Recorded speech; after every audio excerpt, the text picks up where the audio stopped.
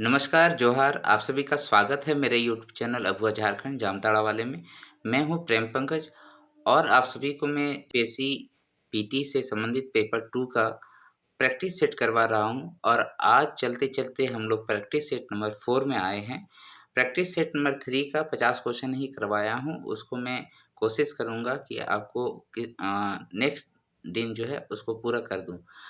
तो आज practice set number 4 शुरू करने से पहले आप सभी से बस इतना रिक्वेस्ट है, आप मेरा वीडियो को देख रहे हैं तो लाइक ज़रूर कीजिए, शेयर कीजिए अपने दोस्तों के बीच में और अभी तक आपने सब्सक्राइब नहीं किए हैं तो दोस्तों मेरे चैनल को सब्सक्राइब कर लीजिए।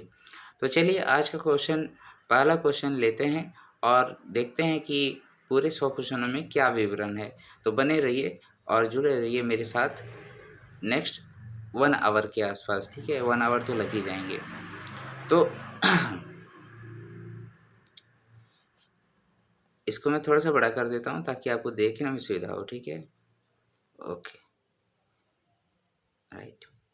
तो आज का पहला क्वेश्चन है दोस्तों, मुंडा शासन व्यवस्था में यदि शासन का सर्वोच्च अधिकारी पढ़ा राजा होता है, तो पढ़ा राजा का मंत्री कहलाएगा। ऑप्शन ए है दीवान, ऑप्शन बी है दरोगा, ऑप्शन सी है ठाकुर और ऑप्शन डी है पांडे। तो इसका जो राइट आंसर है दोस्तों, वो राइट आंसर हो जाएगा दीवान। इसमें क्वेश्चन जो पूछा था उससे रिलेट करेंगे, तो आपको यहाँ पर ये बताना था कि पढ़ा राजा जो होता है, उसका मंत्री कौन होता है? तो मंत्री यहाँ पर क्या हो गया? दीवान होता है, ठीक है? तो थोड़ा-सा मैं मुंडा शासन व्यवस्था के बारे में बता देता हूँ कि मुंडा शासन व्यवस्था 3 स्तरीय में बाँटा जाता है, गाँव में, पंचायत में और आपका पढ़ा में।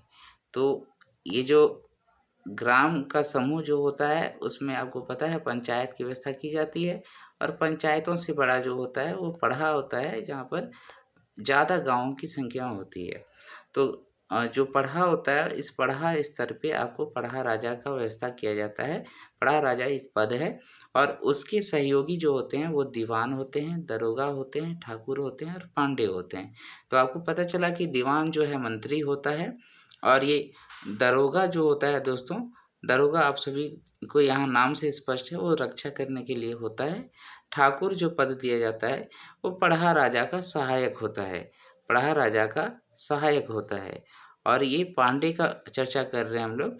पांडे जो होगा वो दस्तावेज़ों का रख-रखाव करेगा, ठीक है? पुराने मूवियों में भी आप देखेंगे बोलता है ना, पांडे क्या कर रहे हो? सब चीज़ रखना ठीक से। तो ये दस्तावेज़ों का रख-रखाव करता है पांडे। उसके बाद इसमें और भी होता था, लाल होता था, बरकंदाज होता था। तो लाल जो है दोस्तों सभा का वकील हुआ करता है, लाल, है ना? लाल, ये सभा का वकील हुआ करता था। और जो बरकंदाज होता था, वो बरकंदाज सिपाही होता था, ठीक है? सिपाही होता था। तो इतना याद हो गया आपको दोस्तों? तो चलिए चलते हैं next question, question number 2। Question number 2 है, नागवंशी शासन के संदर्भ में सत्य कथन है। ऑप्शन ए है प्रथम नागवंशी राजा की राजधानी दोईसा थी। ऑप्शन बी है नागवंशी शासक दुर्जन शाह था। ऑप्शन सी है नागवंशियों का लगान अंग्रेज वसूल करते थे और ऑप्शन डी है उपरोक्त में से कोई नहीं। तो इसमें बोल रहा है नागवंशी शासन के संदर्भ में सत्य कथन की पहचान करें। तो इसका जो राइट आंसर होगा दोस्तों, यहाँ पर क्या हो जाएगा? उपरोक्त में से कोई नहीं। क्यों? देखिए, पहला सेंटेंस दिया हुआ है प्रथम नागवंशी राजधानी दोईसा थी, जो कि गलत है। प्रथम राजधानी जो है दोस्तों दोईसा ना होके यहाँ पर क्या था? सुतियाम्बे, ठीक है? सुतियाम्बे पहला राजधानी था इसका। और इसके जो संस्थापक थे दोस्तों, यहाँ लिखा है प्रथम नागवंशी शासक दुर्जन शाह था। दुर्जन शाह नहीं थे यहाँ पर कौन था? फनी मुकुट राय थे, ठीक है? इसका भी कहानी मैंने बताया है बहुत अच्छे तरीके से। आप मेरे वीडियो में इतिहास के जो चैप्टर मैंने पढ़ाया है, उसका प्लेलिस्ट भी बना हुआ है, वहाँ से आप देख सकते हैं, फनी मुकुट राय। और नागवंशियों का लगान अंग्रेज वसूल किया करते थे, ऐसा बिल्कुल नहीं है। नागवंशियों में कोई भी लगान की व्यवस्था नहीं थी। बाद में जो है जब अंग्रेज वसूली किया करते थे, तो जो यहाँ पर नागवंशियों में शासन व्यवस्था था उसमें राजा को जो है एक तरीके से जागीरदार नियुक्त कर दिया गया था, उसके बेसिस पे किया जाता था, वो अलग बात है। तो यहाँ पर ये सेंटेंस भी गलत है। इस प्रकार से ऑप्शन डी राइट आंसर होगा। नेक्स्ट चलते हैं क्वेश्चन नंबर 3। क्वेश्चन नंबर 3 है पढ़ा पंचायत शासन व्यवस्था के संदर्भ में सत्य कथन है। ऑप्शन ए है महतों द्वारा अनिर्णित मामले पढ़ा राजा को हस्तांतरित होता है। ऑप्शन बी है पढ़ा राजा द्वारा अनिर्णित मामले पढ़ा दीवान को हस्तांतरित होता है। और ऑप्शन सी है उपरोक्त दोनों। ऑप्शन डी है दोनों में से कोई नहीं। तो 3 का जो राइट आंसर होगा दोस्तों वो राइट आंसर हो जाएगा आपका उपरोक्त दोनों। दोनों ही कथन जो है ऊपर में सही है। इसका मतलब क्या हो गया, जो पढ़ा पंचायत शासन व्यवस्था है ये आप सभी को बता दूं उरांव जनजाति में पाई जाता है, ठीक है। और यहाँ पर हमने क्या देखा कि महतों जो होता है वो ग्राम पंचायत का मुखिया होता है और ये अपने अनिर्णित मामले जो ये निर्णय नहीं दे सकते हैं उसको हस्तांतरित कर देता है पढ़ा राजा को। और जब पढ़ा राजा अपना निर्णय नहीं दे पाता है तो वो किसको स्थानांतरित कर देता है, पढ़ा दीवान को। तो आप देखेंगे ये पढ़ा दीवान जो है वो सबसे उच्च अधिकारी है पढ़ा पंचायत शासन व्यवस्था में।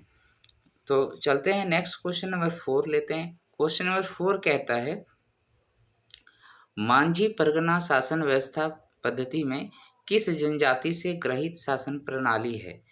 तो ऑप्शन ए है संथाल, ऑप्शन बी है मुंडा, ऑप्शन सी है सौरिया पहाड़िया और ऑप्शन डी है माल पहाड़िया। तो इसका जो राइट आंसर है दोस्तों आप सभी को पता होना चाहिए, ये सौरिया पहाड़िया है, ठीक है। सौरिया पहाड़िया से हमने मांझी परगना शासन व्यवस्था को संचालित किया है। और मांझी परगना शासन व्यवस्था किसका होता है, ये संथालों का होता है जो संथाल परगना में प्रचलित है, राइट। नेक्स्ट चलते हैं क्वेश्चन नंबर 5। क्वेश्चन नंबर 5 में क्या है, निम्नलिखित में से बेमेल युग्म की पहचान करें। एक तरफ शासन व्यवस्था है, दूसरी तरफ संबंधित जनजाति दिया हुआ है। ऑप्शन ए है मांझी परगना शासन व्यवस्था, ऑप्शन बी है पढ़ा पंचायत शासन व्यवस्था, ऑप्शन सी है मुंडा मान की शासन व्यवस्था और ऑप्शन डी है ढोकलो सोहर शासन व्यवस्था। उसी से संबंधित यहाँ पर कौन सी जनजाति से बिलोंग करता है ये सारी शासन व्यवस्था ये दिया हुआ है। ये पूरा चैप्टर का सिलेबस जो जीपीएससी का सिलेबस है उसी पे बेस्ड क्वेश्चन है। तो यहाँ पर देखिए मांझी परगना शासन व्यवस्था अभी मैंने बताया संथालों का है, बिल्कुल करेक्ट है। ऑप्शन बी में है पढ़ा पंचायत शासन व्यवस्था, ये भी मैंने अभी बताया, ये उरांव जनजाति से है। मुंडा मानकी शासन व्यवस्था, यहाँ पर देखिए मानकी जुड़ गया है, मुंडाओं का जो है केवल मुंडा शासन व्यवस्था है। नेक्स्ट और इसमें मानकी जब जोड़ दिया जाता है तो इसमें हो जनजाति से बिलोंग कर जाता है ये, ओके।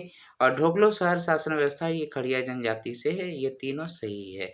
तो राइट आंसर यहाँ पर क्या हो जाएगा, बेमेल को चुनना था तो ये वाला ऑप्शन सी राइट आंसर हो जाएगा। क्लियर है। नेक्स्ट चले क्वेश्चन नंबर 6। क्वेश्चन नंबर 6 में है विल्किंसन रूल संबंधित है, विल्किंसन रूल संबंधित है, ये क्वेश्चन है, ठीक है। तो इसमें हम ऑप्शन ए देखते हैं मुंडा शासन व्यवस्था से, ऑप्शन बी है मुंडा मान की शासन व्यवस्था से, ऑप्शन सी है मांझी परगना शासन व्यवस्था से, ऑप्शन डी है ढोकलो सोहर शासन व्यवस्था से। तो इस क्वेश्चन नंबर 6 का जो राइट आंसर होगा दोस्तों वो हो जाएगा मुंडा मान की शासन व्यवस्था से, जो कि आपका हो जनजाति से बिलोंग करता है। और ये हो जनजाति कहाँ पर रहता है, तो याद रखिएगा ये कोल्हान प्रमंडल में लागू किया गया था। कोल्हान प्रमंडल में जब कोल विद्रोह यहाँ पर हुआ था उसमें हो विद्रोह हुआ था 1831-32 में और इसको लागू कर दिया गया था 1837 में, राइट।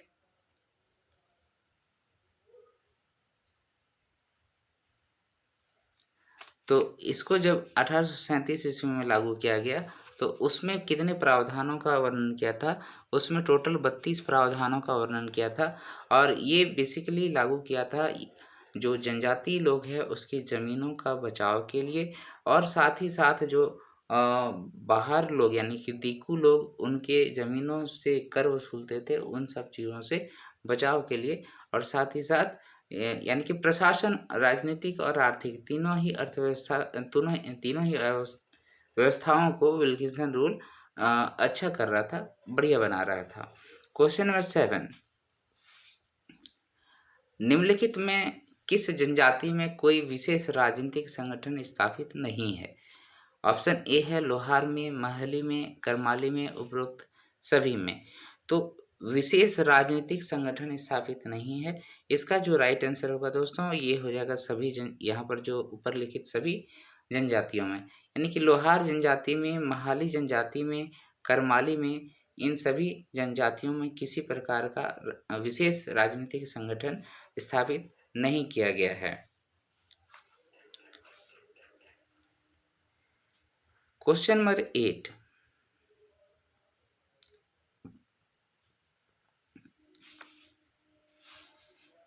वह जनजाति शासन व्यवस्था जो प्राचीन काल में एक शक्तिशाली व्यवस्था के लिए प्रसिद्ध थी तथा जिसमें ग्राम मुखिया को गोटिया कहा जाता है, वह है? ऑप्शन ए है कोल, ऑप्शन बी है कोरा, ऑप्शन सी है खोंड और ऑप्शन डी है चेरो। तो 8 का जो आंसर है दोस्तों वो क्या हो जाएगा? खोंड जनजाति। ये खोंड जनजाति में ग्राम मुखिया को हम लोग गोटिया कहते थे। गोटियों से खेलेंगे खोंड, खोंड जो है गोटियों से खेलेंगे। ये हो गया 8 का सी का आंसर। ठीक है, आपका खोंड जनजाति और इसमें ग्राम मुखिया को हम लोग क्या कहते हैं? गोटिया कहते हैं खोंड जनजाति में। क्वेश्चन नंबर 9, क्वेश्चन नंबर 9 क्या है? सदानों के संदर्भ में सत्य कथन है। ऑप्शन ए है पितृसत्तात्मक समाज होता है, ऑप्शन बी है आस्तिक समाज होता है, ऑप्शन सी है परंपरागत समाज है, ऑप्शन डी है उपरोक्त सभी। तो 9 का जो आंसर होगा दोस्तों सदानों के बारे में है, एक चैप्टर है सदानों के बारे में, वहाँ से आंसर आप ढूंढिएगा तो सभी यहाँ पर राइट आंसर मिलेंगे। 9 का आंसर हो गया ऑप्शन डी उपरोक्त में सभी। सदानों में पितृसत्तात्मक समाज होता है, आस्तिक आस्तिक होते हैं ये लोग, पूजा पाठ करते हैं भगवान का, और परंपरागत समाज है यानी कि पुरानी प्रथाओं को ये मानते हैं।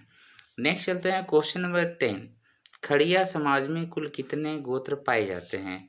खड़िया जो झारखंड का सबसे बड़ा जनजाति है वो संथाल है, संथाल के बाद उरांव है, फिर मुंडा है, हो है, तब खड़िया है, राइट। तो कितने गोत्र पाए जाते हैं ये पूछा है यहाँ पर, कितने गोत्र पाए जाते हैं इसमें। तो इसका जो राइट आंसर होगा दोस्तों वो राइट आंसर क्या हो जाएगा? 9। खड़िया में टोटल 9 गोत्र पाए जाते हैं। और आप सभी को पता है इसका शासन व्यवस्था क्या है? ढोकलुसहर शासन व्यवस्था है। यह 3 तरीके की खड़िया होती है, ढेलकी खड़िया और 2 अन्य खड़िया हैं, उन सभी का नाम आप मुझे कमेंट सेक्शन में करके बताइए। नेक्स्ट है क्वेश्चन नंबर 11, अंग्रेजों के विरुद्ध प्रथम विद्रोह माना जाता है। अंग्रेजों के विरुद्ध प्रथम विद्रोह कौन सा माना जाता है? क्वेश्चन नंबर 11, ढाल विद्रोह को, चुआर विद्रोह को, बिरसा मुंडा विद्रोह को, पहाड़िया विद्रोह को। तो इसका जो राइट आंसर जो हो जाएगा दोस्तों आप सभी को पता है इसका राइट आंसर हो जाएगा ढाल विद्रोह। ठीक है, ढाल विद्रोह आप सभी को यहाँ से पता चलेगा कि ये ढाल विद्रोह कब हुआ था? 1764-65 में। आप 1765 में हैदराबाद की संधि के बाद अंग्रेजों को दीवानी अधिकार बंगाल का मिल गया। उसके बाद उन्होंने क्या किया? अपने आप को एक्सप्लोर करने का प्रयास किया और जो मेदिनीपुर वाला इलाका है झारखंड बंगाल में, वहाँ से आगे बढ़ाना शुरू किया और ये आके सिंहभूम में प्रवेश करते हैं 1772 ईस्वी में अंग्रेजों के द्वारा। ठीक है, उसके बाद यहाँ पर ढाल राजाओं के साथ लड़ाई होती है जहाँ पर इन लोगों की जीत होती है और वो जले हुए महलों पे अधिकार कर लेते हैं। ये सभी कहानी आप सभी को मैंने बताया है। तो आंसर यहाँ पर क्या हो जाएगा? यही आंसर हो जाएगा 1767 से 1777 के बीच में ढाल विद्रोह खत्म होने के बाद 1777 से कितना तक हो जाएगा? सॉरी 1767 ना, 65 के बाद 67 में आया। 1767 से लेके 1770 777। ठीक है, यहाँ तक ढाल विद्रोह 10 सालों तक चलता है, उसके बाद यहाँ पर पूर्णतः अधिकार हो जाता है। नेक्स्ट है क्वेश्चन नंबर 12, 1857 की क्रांति के बाद किसे अंग्रेजों ने फांसी की सजा दी? टिकैत उमराव सिंह को, ठाकुर विश्वनाथ सहदेव को, नीलांबर पीताम्बर को, उपरोक्त में से सभी। तो यहाँ पर देखिए 1855 में संथाल विद्रोह के बाद 1857 की क्रांति पूरे इंडिया में फैला था, जिसका नेतृत्व जो है बहादुर शाह जफर टू कर रहे थे। तो यहाँ पर आंसर क्या हो जाएगा दोस्तों? झारखंड में इसका जो नेतृत्व है इन सभी ने किया था, टिकैत उमराव सिंह, ठाकुर विश्वनाथ सहदेव और नीलांबर पीताम्बर, ये सभी थे। तो यहाँ पर इन सभी को जो है फांसी की सजा दी गई थी।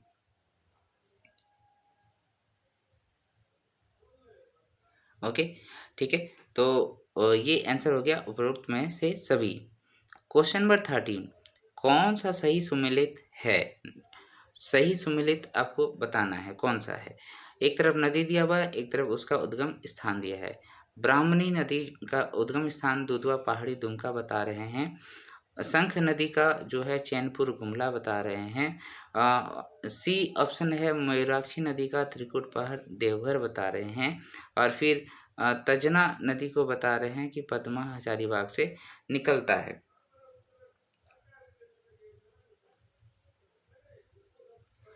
तो इसका जो राइट आंसर होगा दोस्तों, यहाँ पर एक्चुअल में होना चाहिए था नहीं सुमिलित होता है, ठीक है, नहीं वाला ऑप्शन होना चाहिए था। यहाँ पर पहला ऑप्शन देखिए, ब्राह्मणी नदी का उद्गम स्थल जो है दुधवा पहाड़ी दुमका है, ये बिल्कुल करेक्ट है। शंख नदी जो है वो चैनपुर गुमला से ही निकलता है, ये भी सही है। ये दक्षिणी कोयल का आपका सहायक नदी है। मयूराक्षी नदी जो है दुमका में जो मयूराक्षी नदी है, ठीक है, वो त्रिकूट पर्वत देवघर से ही निकलता है, ये भी राइट है। तजना नदी जो है वो पद्मा से नहीं निकलता है, पद्मा से नहीं निकलता है। तजना नदी आपका दोस्तों इसका उद्गम स्थान जो है छोटा नागपुर को पठार ऐसे लिखते हैं, ये आप यहाँ पर लिख सकते हैं बुंडू रांची से है, ठीक है, बुंडू रांची के पास है, तमाड़, बुंडू तमाड़ रांची से तजना नदी का उद्गम स्थल पाया गया है। तो ये होगा राइट आंसर, ठीक है। तो तजना का यहाँ जो संबंध पद्मा से हजारीबाग से नहीं है। अगर पद्मा हजारीबाग का नाम आप याद रखना चाहते हैं तो यहाँ पर आप जो ब्राकर नदी है वो यहाँ से निकलती है पद्मा हजारीबाग से। नेक्स्ट चलते हैं क्वेश्चन नंबर 14, निम्न में कौन सा जिला छत्तीसगढ़ की सीमा को नहीं छूता है? ओके, इसमें ऑप्शन ए है सिमडेगा, ऑप्शन बी है सरायकेला खरसावा, ऑप्शन सी है लातेहार और ऑप्शन डी है गढ़वा। तो कौन नहीं छूता है ये आपसे पूछ रहा है छत्तीसगढ़ से।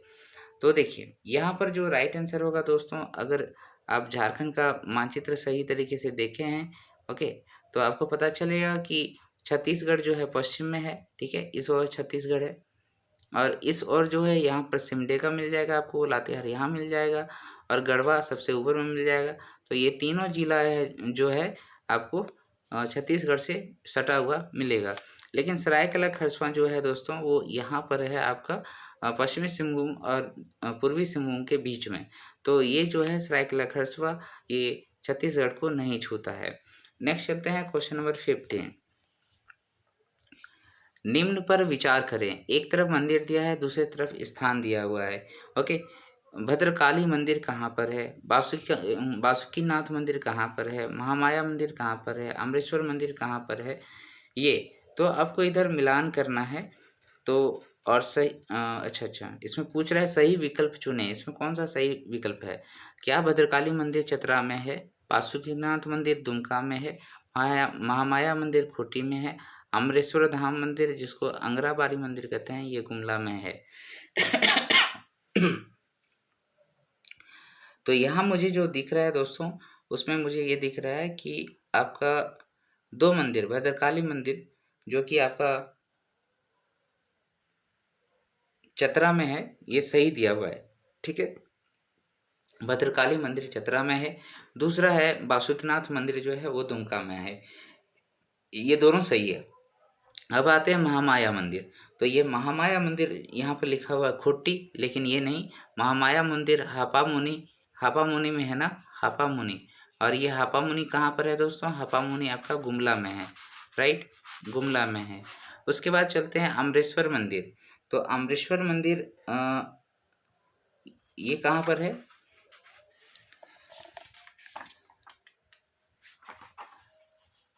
थोड़ा सा मैं भूल रहा हूँ, अगर आप याद दिला सकते हैं तो दिलाइए।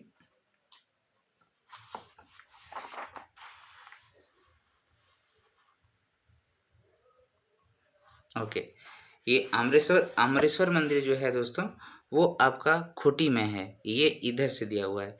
अमरेश्वर मंदिर खूंटी में है और ये जो है शिव मंदिर है और यह शिव मंदिर को हम लोग अंगराबारी कहते हैं, राइट, याद रहेगा। महामाया मंदिर हापामुनी गुमला में है जो गजघंट राय ने 908 ईस्वी में बनाया था।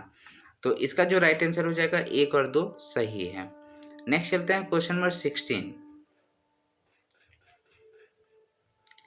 झारखंड का वह मेला जिसे विश्व में सबसे बड़ा वार्षिक मानव मेला कहा जाता है। ऑप्शन ए है रथ यात्रा मेला जो रांची में लगता है, सरहुल यात्रा मेला जो रांची में लगता है, हिजला मेला जो दुमका में लगता है, श्रावणी मेला जो कि देवघर में लगता है। तो इसका जो राइट आंसर होगा दोस्तों, आप सभी को मालूम है, ये हो जाएगा श्रावणी मेला। इसमें काफ़ी ज़्यादा भीड़ होती है, शिव भक्तों का मेला लगता है। सुल्तानगंज से पानी उठाकर, जल उठाकर जो है देवघर के शिव मंदिर में जल चढ़ाते हैं लोग। उसके बाद वहाँ से दुमका बासुकीनाथ मंदिर जाते हैं। तो ये सबसे बड़ा श्रावणी मानव मेला जो है, श्रावणी मेला देवघर का है। नेक्स्ट क्वेश्चन नंबर 17 में क्या है देखिए, निम्नलिखित कथनों पर विचार करें। खड़िया जनजाति का पैसा पालकी ढोना होता है। ऑप्शन बी है दूसरा कथन है परहिया जनजाति का पैसा टोकरी बनाना है। उपरोक्त में से कथन कौन सा केवल एक सही है, केवल दो सही है, केवल एक और दो दोनों सही है, ना तो एक और ना ही दो सही है। तो इसका जो राइट आंसर होगा दोस्तों वो क्या हो जाएगा, एक और दो दोनों ही सही है, एक और दो दोनों सही है। ठीक है, तो यहाँ पर क्या मिल गया आपको कि खड़िया जनजाति का पैसा जो है पालकी ढोना होता था पुराने कालों में, और परहिया जनजाति का जो पैसा है वो टोकरी बनाना होता था। ठीक है,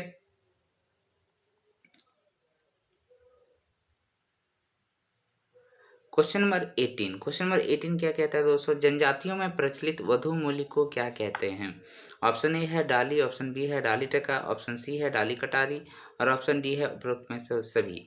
तो देखिए अलग अलग जनजातियों में वधु मूल्य का ये सभी नाम है, डाली टका भी है, डाली भी है और डाली कटारी भी है। तो इसमें जो राइट आंसर होना चाहिए दोस्तों वो क्या हो जाएगा, option D is the right answer, उपरोक्त में से सभी। अगर ऐसे आप देखना चाहेंगे तो डाली जो है, केवल डाली का बात करते हैं। ओके, तो केवल डाली जो है दोस्तों वो किसान और परहिया जनजाति में बोला जाता है वधु मूल्य को, किसान और परहिया में। नेक्स्ट यहाँ पर आप देखिए क्या दिया हुआ है, डाली टका। तो डाली टका जो है दोस्तों वो बेदिया और असुर जनजाति में बोला जाता है। किसमें, बेदिया और असुर जनजाति में आपको डाली टका बोला जाता है। नेक्स्ट है डाली कटारी। तो डाली कटारी आप याद रखिएगा दोस्तों, ये विंध्या जनजाति का बोला जाता है, विंध्या जनजाति। ठीक है, विंध्या जनजाति में आपको डाली कटारी वधु मूल्य को बोला जाता है। नेक्स्ट चलते हैं क्वेश्चन नंबर 19।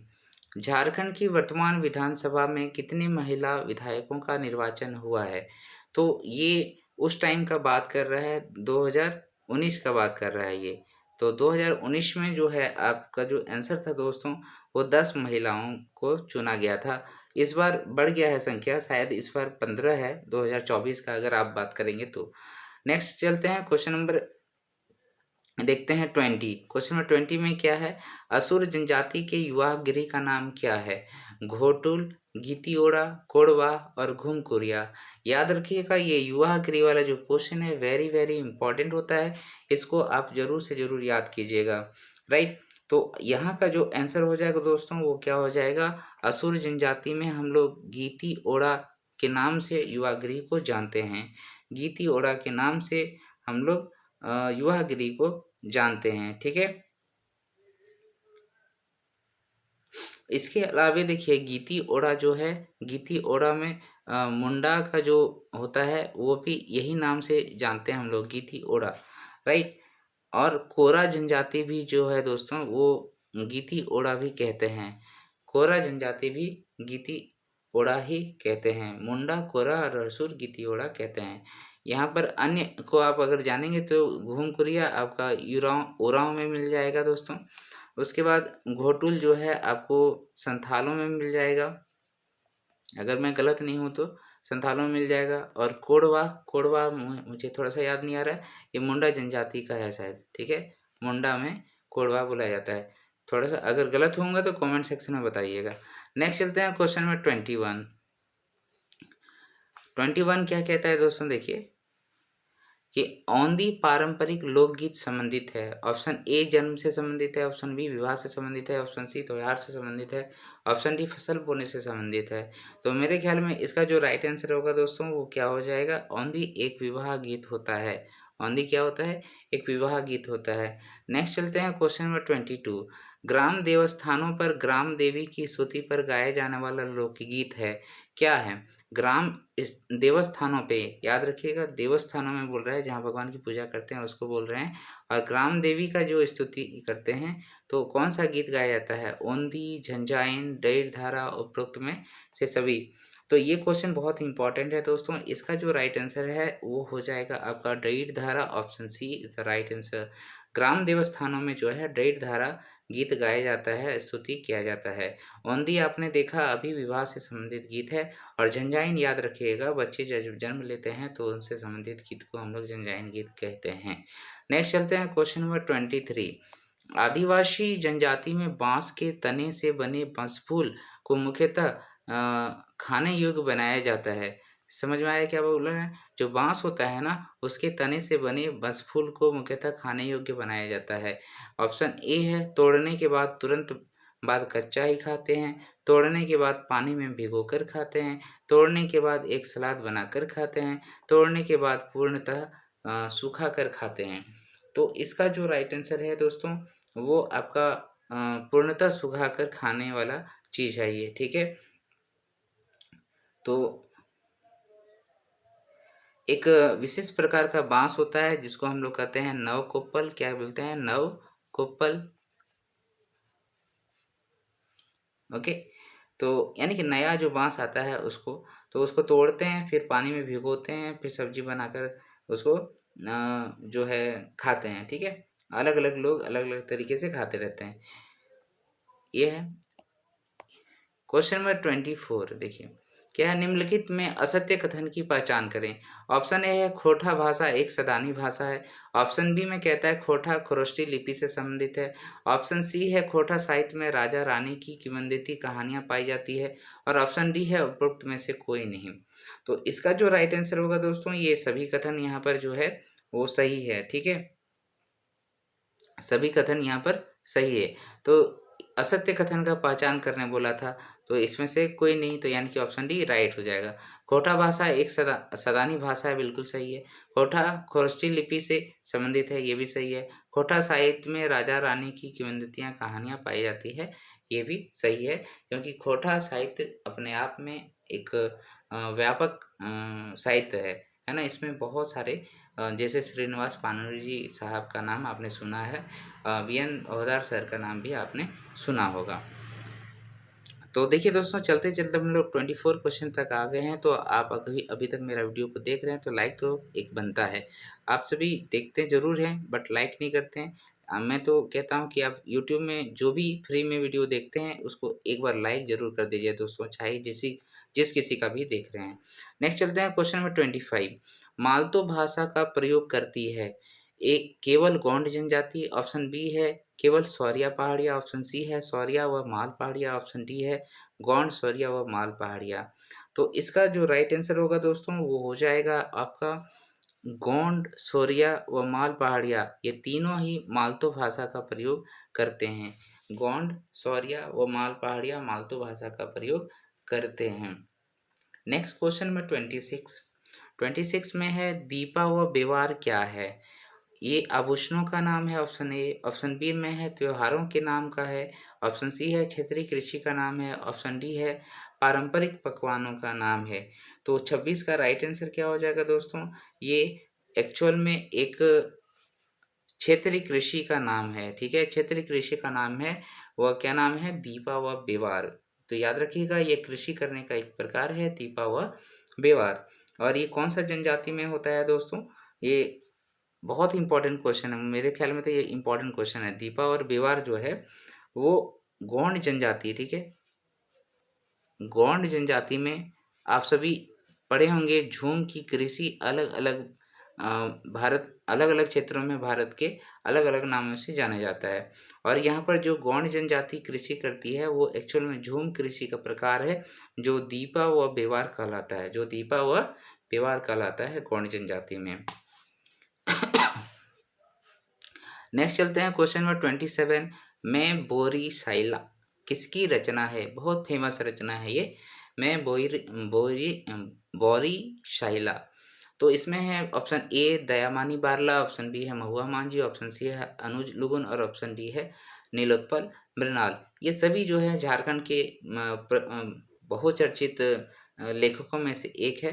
तो इसका जो राइट आंसर होगा दोस्तों वो मैं बोरी साइला ये लिखे हैं महुआ मांझी ने, जो कि राज्यसभा में भी सांसद के रूप में गए हुए हैं। Question number 28।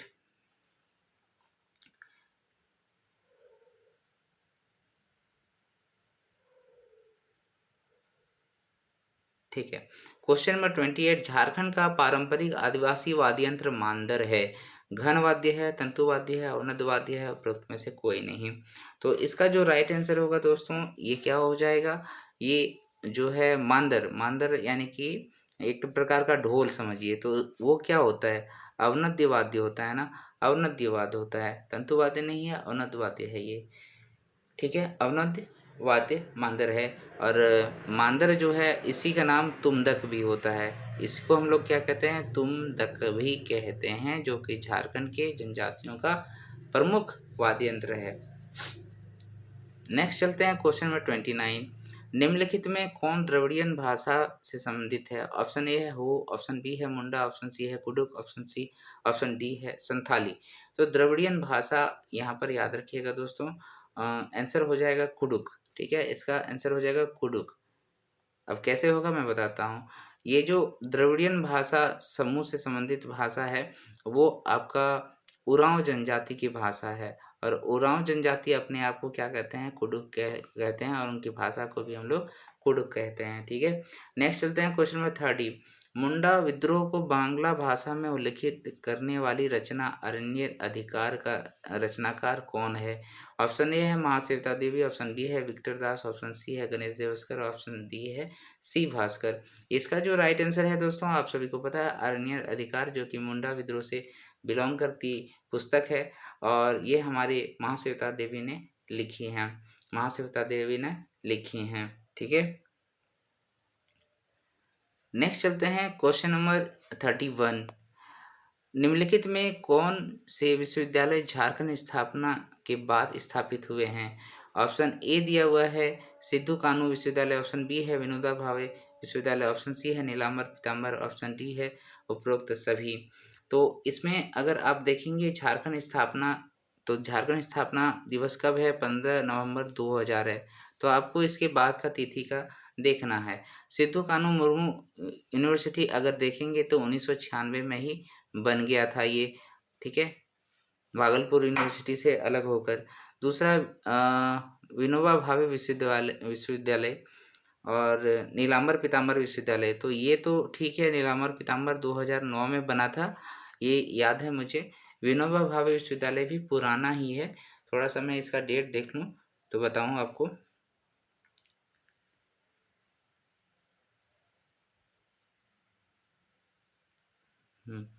ठीक है,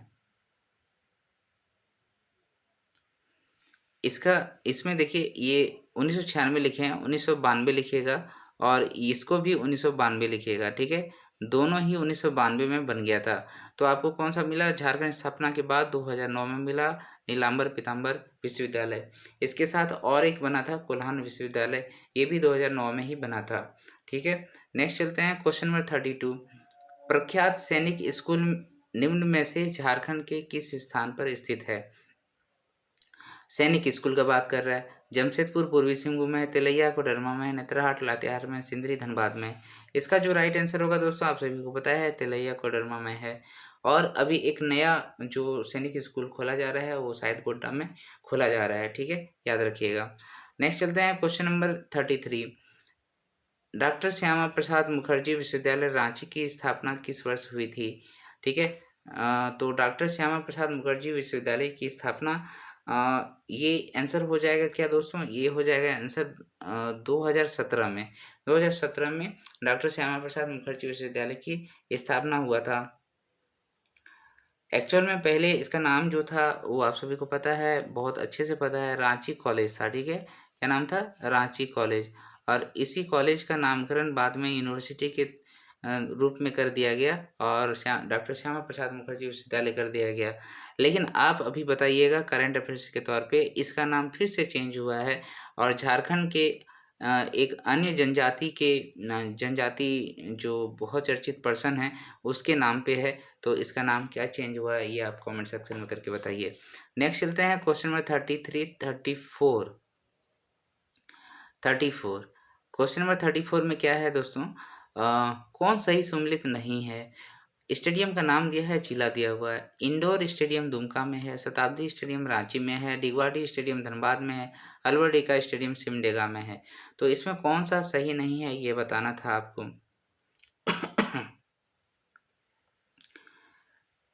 तो यहाँ पर देखिए एक गलत है, बाद बाकी सही है। इसका जो राइट आंसर है वो सबसे पहले देख लीजिए कि ये जो अल्बर्ट एक्का स्टेडियम है वो सिमडेगा में नहीं है। तो कहाँ पर है दोस्तों, ये जो अल्बर्ट एक्का स्टेडियम है वो आपका गुमला में है, सिमडेगा में नहीं है, क्योंकि अल्बर्ट एक्का साहब जो है हमारे गुमला डिस्ट्रिक्ट के रहने वाले थे। बाद बाकी देखिए इंडोर स्टेडियम जो है आपका दुमका में है, बिल्कुल राइट है। उसका शताब्दी स्टेडियम जो है रांची में है, ये भी आपको पता है। और डिगवाडी स्टेडियम हमारे धनबाद जिले में है, जहाँ पहले क्रिकेट हुआ करता था। इंटरनेशनल क्रिकेट की बात कर रहा हूँ। नेक्स्ट चलते हैं क्वेश्चन नंबर 35। झारखंड की प्रथम महिला हॉकी खिलाड़ी जिसने ओलंपिक खेलों में भाग लिया।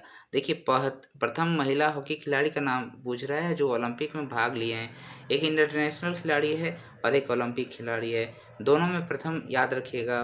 तो इसका जो राइट आंसर हो जाएगा दोस्तों वो क्या हो जाएगा, निक्की प्रधान। यहाँ पर आंसर क्या हो जाएगा, निक्की प्रधान, जो कि ओलंपिक में पहली महिला है जो झारखंड से भाग ली थी। ओके। और अगर पूछा जाए इंटरनेशनल पहली खिलाड़ी कौन है तो सावित्री पूर्ति वहाँ पर आंसर राइट होगा। नेक्स्ट चलते हैं, वैसे सभी जो है यहाँ पर नाम जो है वो हॉकी खिलाड़ी ही है। Question number 36। पोटो हो खेल विकास योजना के तहत राज्य भर के कितने खेल मैदानों को विकसित करने का लक्ष्य रखा गया है। पोटो हो खेल विकास योजना, ऑप्शन ए है 1000 खेल मैदान, 2000, 4000, 5000। तो इसका जो राइट आंसर होगा दोस्तों वो हो जाएगा 5000 खेल मैदानों को विकसित करने का प्रोग्राम है। कितना, 5000 गाँव को विकसित करने का प्रोग्राम है। आपको पता है कि 2020 में जो है कोरोना पीरियड में पोटो हो खेल योजना लाया गया था, जिसके तहत जो है स्टेडियमों का विकास करना था, प्रखंडों में बनाया जाना था। ओके। नेक्स्ट चलते हैं क्वेश्चन नंबर 37। निम्न में से किस राष्ट्रीय खेल झारखंड में आयोजित किया गया है ना। कौन सा राष्ट्रीय खेल आयोजित किया गया है ये आप सबको याद होगा, ये तो हमेशा क्वेश्चन में पूछा जाता है। तो 34वां राष्ट्रीय खेल जो है हमारे झारखंड में हुआ था, आपको याद है। और ये ईस्वी भी याद रखिएगा, 2011, ठीक है, 2011 इसमें रांची में हुआ था, ठीक है। नेक्स्ट चलते हैं क्वेश्चन नंबर 38। झारखंड में आयोजित 34वें राष्ट्रीय खेल में खिलाड़ियों की ओर से किसने शपथ लिया था। ठीक है, यहाँ से एक क्वेश्चन पूछा ही जाता है, इसलिए ये क्वेश्चन का प्रैक्टिस सेट में भी डालना अच्छा बात है। क्वेश्चन नंबर ए है झानू हाजदा, ऑप्शन बी है कोमालिका बारी, ऑप्शन सी है दिलीप तिर्की, ऑप्शन डी है दीपिका कुमारी। तो 34वें राष्ट्रीय खेल में खिलाड़ियों की ओर से जो शपथ लिए थे वो हमारे दीपिका कुमारी ने लिया था। और ये तीरंदाजी के एक बेहतरीन खिलाड़ी है, वर्ल्ड चैम्पियन है। और ठीक है, हाँ, ओलंपिक में अभी तक पदक नहीं जीती है। नेक्स्ट चलते हैं क्वेश्चन नंबर 39। छोटा नागपुर काश्तकारी अधिनियम 1908 की किस धारा में अंधिभोगी रैयत की बेदखली के आधार पर संबंधी प्रावधान किए गए हैं। तो जो अंधिभोगी रैयत है उसको बेदखल करने का प्रावधान छोटा नागपुर काश्तकारी अधिनियम 1908 के तहत किस में किया गया है। धारा किस में, धारा 34 में, धारा 41 में, धारा 52 में। तो इसका जो राइट आंसर होगा दोस्तों वो हो जाएगा धारा 41 में। अंधिभोगी रैयत की बेदखली का बात किया गया है, अंधिभोगी रैयत का बेदखली का बात धारा 41 में किया गया है। नेक्स्ट चलते हैं क्वेश्चन नंबर 4040। छोटा नागपुर भूधित्री अधिनियम 1869 ओके के अनुसार विशेष कमिश्नर के द्वारा पारित किसी निर्णय या आदेश के विरुद्ध निम्न में से किसके पास अपील की जा सकेगी। ऑप्शन ए है आपका उच्च न्यायालय के पास, ऑप्शन बी है जिला न्यायालय के पास, ऑप्शन सी प्रमंडलीय आयुक्त के पास, ऑप्शन डी है उपायुक्त के पास। तो इसमें जो ऑप्शन दिया हुआ था दोस्तों वो प्रमंडलीय आयुक्त जो प्रमंडल का जो आयुक्त होते हैं, ठीक है, यानी कि जिला से बड़ा प्रमंडल होता है ना, तो प्रमंडलीय आयुक्त जो होते हैं उनके पास आप विशेष कमिश्नर के द्वारा पारित किसी निर्णय के अगेंस्ट जा सकते थे, प्रमंडलीय आयुक्त। नेक्स्ट चलते हैं क्वेश्चन नंबर आपका 41 में है, निम्न में से किस संविधान संशोधन द्वारा छोटा नागपुर काश्तकारी अधिनियम की कुछ धाराओं को भारतीय संविधान की नवी अनुसूची में शामिल किया गया है?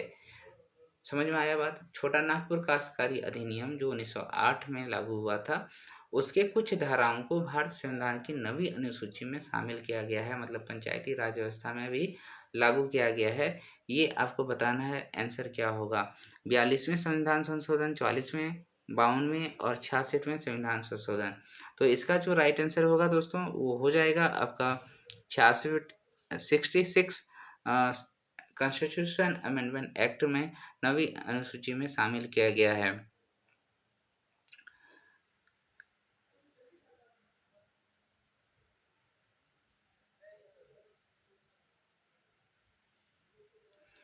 इसका मतलब क्या हो गया?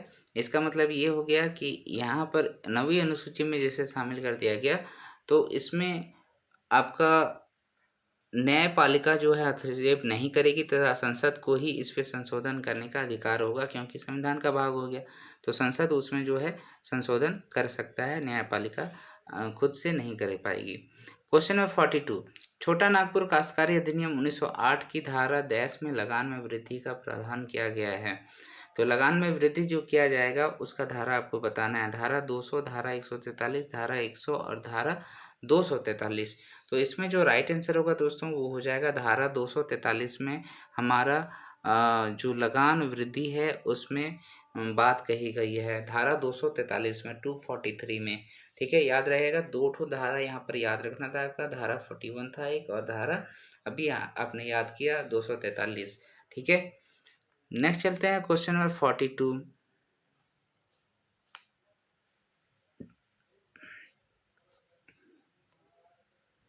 42 हो गया, 43 है ये, कि छोटा नागपुर काश्तकारी अधिनियम 1908 की धारा 67 क, ठीक है, छोटा नागपुर काश्तकारी अधिनियम की धारा 67 क के अनुसार किसी भूमि को कोड़कर में बदले जाने के प्रथम कृषि वर्ष की फसल कटाई के डैश वर्ष बाद तक लगान दे नहीं होगा।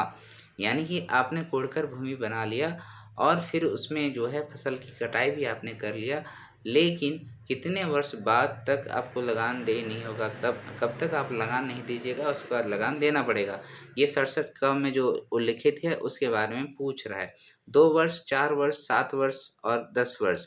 तो इसका जो राइट आंसर होगा दोस्तों वो हो जाएगा आपका 4 वर्षों तक, ठीक है।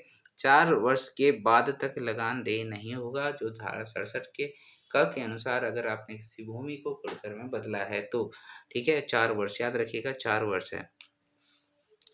नेक्स्ट चलते हैं क्वेश्चन नंबर 44, संथाल परगना अधिनियम 1949, यहाँ एसपीटी की धारा का बात कर रहा है 49 का, किसी खास ग्राम, ठीक है, कि ग्राम प्रधान की नियुक्ति हेतु गांव के कितने रैयतों की सहमति आवश्यक है।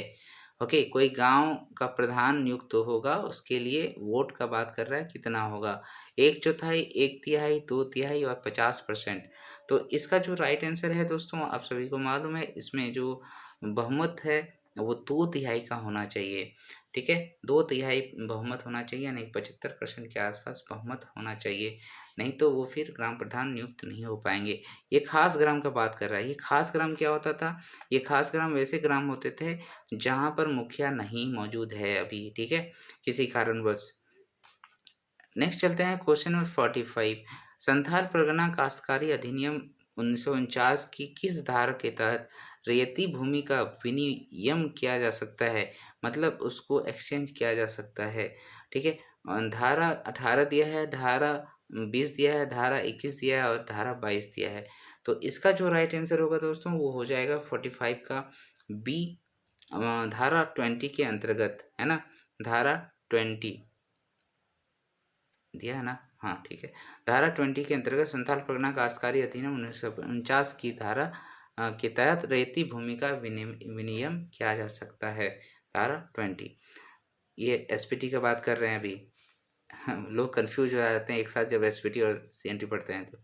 देखिए फिर है संथाल परगना काश्तकारी अधिनियम 1949 के तहत कृषि वर्ष की परिभाषा के तहत शामिल है। तो देखिए दोनों में ही कृषि वर्ष को परिभाषित किया गया है और दोनों में लगभग सेम है। सीएनटी और एसपीटी दोनों का बात कर रहा हूँ। ऑप्शन ए है जहाँ बांग्ला साल चलता है वहाँ प्रथम बैसाख से प्रारंभ होने वाला वर्ष। ऑप्शन बी है जहाँ फसली साल चलता है वहाँ प्रथम अश्विन से प्रारंभ होने वाला वर्ष। और ऑप्शन सी है जहाँ कृषि प्रयोजनों के लिए कोई अन्य साल चलता है वहाँ वही वर्ष। तो यहाँ तो सभी ऑप्शन सही दिए हैं।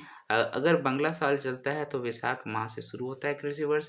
जहाँ फसली साल चलता है वहाँ अश्विन माह से शुरू होता है और अन्य जगहों में जो है कृषि के अनुसार शुरू होता है। तो ये उपरोक्त में से सभी आंसर हो जाएगा। तो याद रखिएगा ये सब क्वेश्चन बहुत इंपॉर्टेंट होता है, राइट। आने के चांसेस 100% है ये। 47 क्वेश्चन 47 है 1903 ईस्वी में निम्न में से किस अधिनियम का प्रारूप तैयार किया गया था 1903 में। तो छोटा नागपुर काश्तकारी अधिनियम, संथाल परगना काश्तकारी अधिनियम, बंगाल काश्तकारी अधिनियम, उपरोक्त में से कोई नहीं। इसका जो राइट आंसर होगा दोस्तों वो हो जाएगा छोटा नागपुर काश्तकारी अधिनियम का जो प्रारूप है वो 1903 में बनाया गया था और 1908 में इसको लागू किया गया था। नेक्स्ट चलते हैं क्वेश्चन नंबर 48।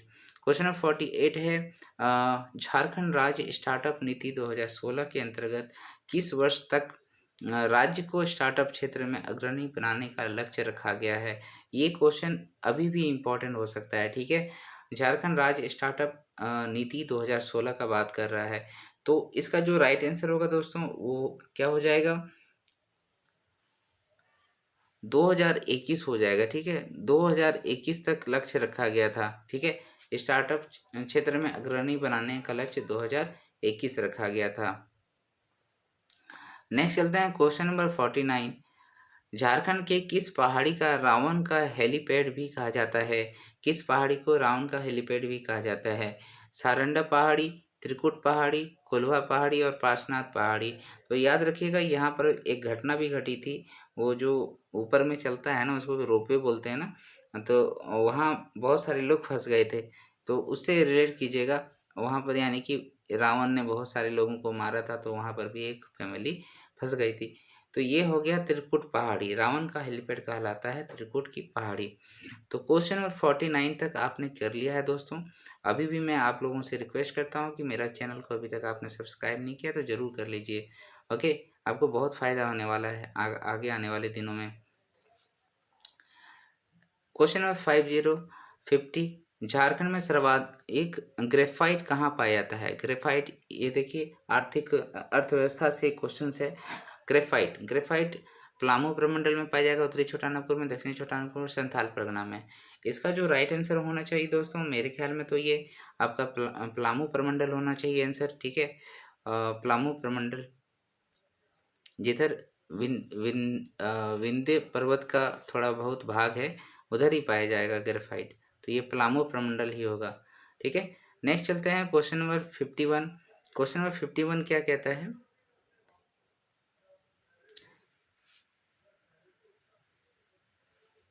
क्या हो रहा है, हाँ।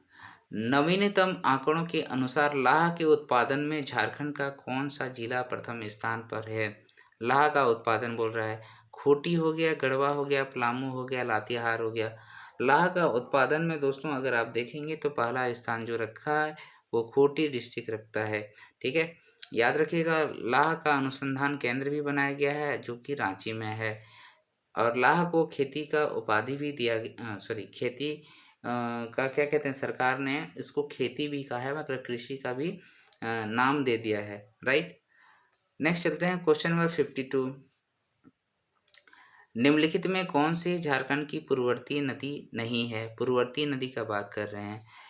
दामोदर नदी, स्वर्णरेखा नदी, उत्तरी कोयल नदी, दक्षिणी कोयल नदी।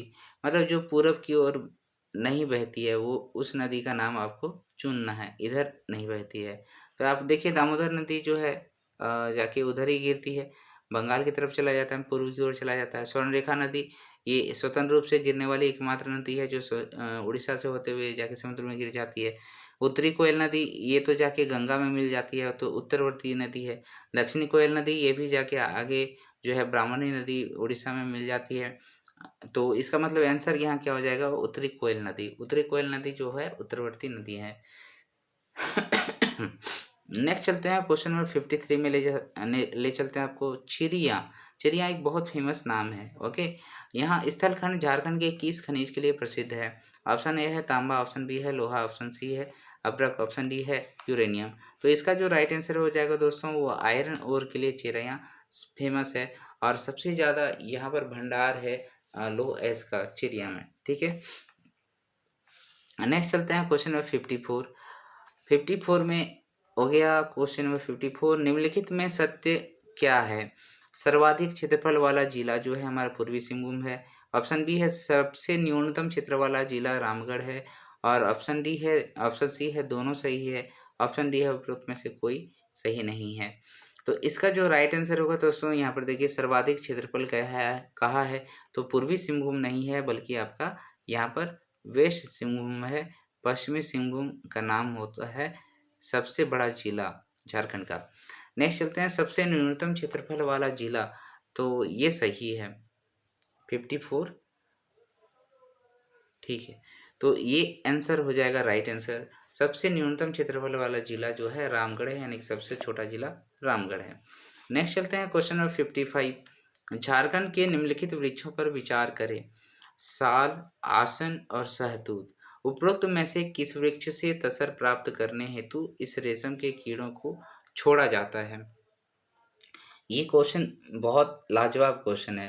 ठीक है, तो इसमें देखिए जो यहाँ पूछा है तसर। तसर की खेती जो है झारखंड में सबसे ज़्यादा होती है, आप सभी को पता है। यहाँ पर लगभग 60% तसर पूरे भारत का 70% लगभग तसर भारत का जो है झारखंड में ही कर लिया जाता है। उसमें कौन कौन सा पौधे में इसका जो कीटाणु का उत्पादन किया जाता है वो साल में है, आसन में है, शहतूत में। ये तीनों में ही होता है। साल, आसन और शहतूत तीनों में ही होता है। क्वेश्चन नंबर 56, झारखंड का यह क्षेत्र अत्यंत कठोर ग्रेनाइट से निर्मित है। ऑप्शन ए है पाट क्षेत्र, ऑप्शन बी है रांची का पठार, ऑप्शन सी है हजारीबाग का ऊपरी पठार, और ऑप्शन डी है हजारीबाग का निचली पठार। तो यहाँ कह रहा है अत्यंत कठोर ग्रेनाइट से निर्मित भाग कौन सा है? तो आंसर जो दिया है दोस्तों वो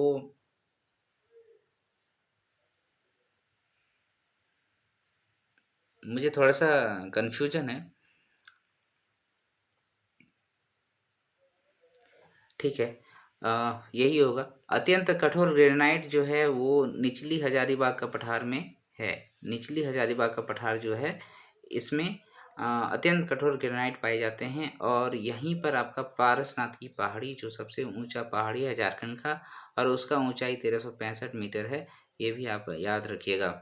नेक्स्ट चलते हैं क्वेश्चन नंबर 57, निम्नलिखित स्थलों और खनिजों के संदर्भ में असंगत युग्म क्या है?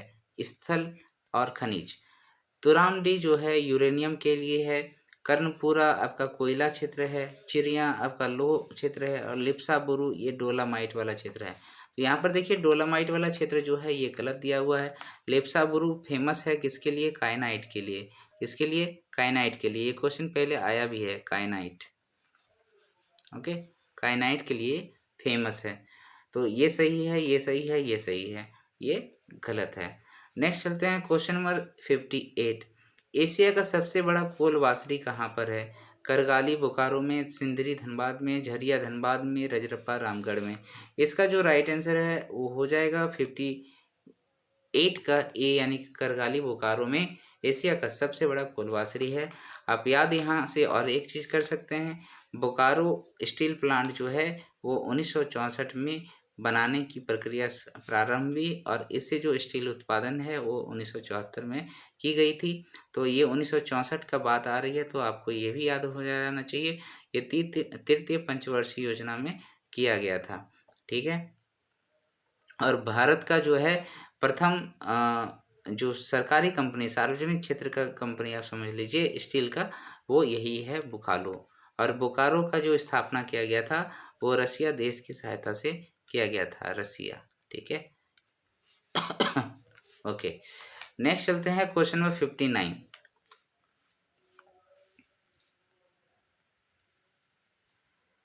पुनर्स्थापन एवं पुनर्वास नीति, है ना, इससे एक क्वेश्चन रहेगा ही, आपको पता है।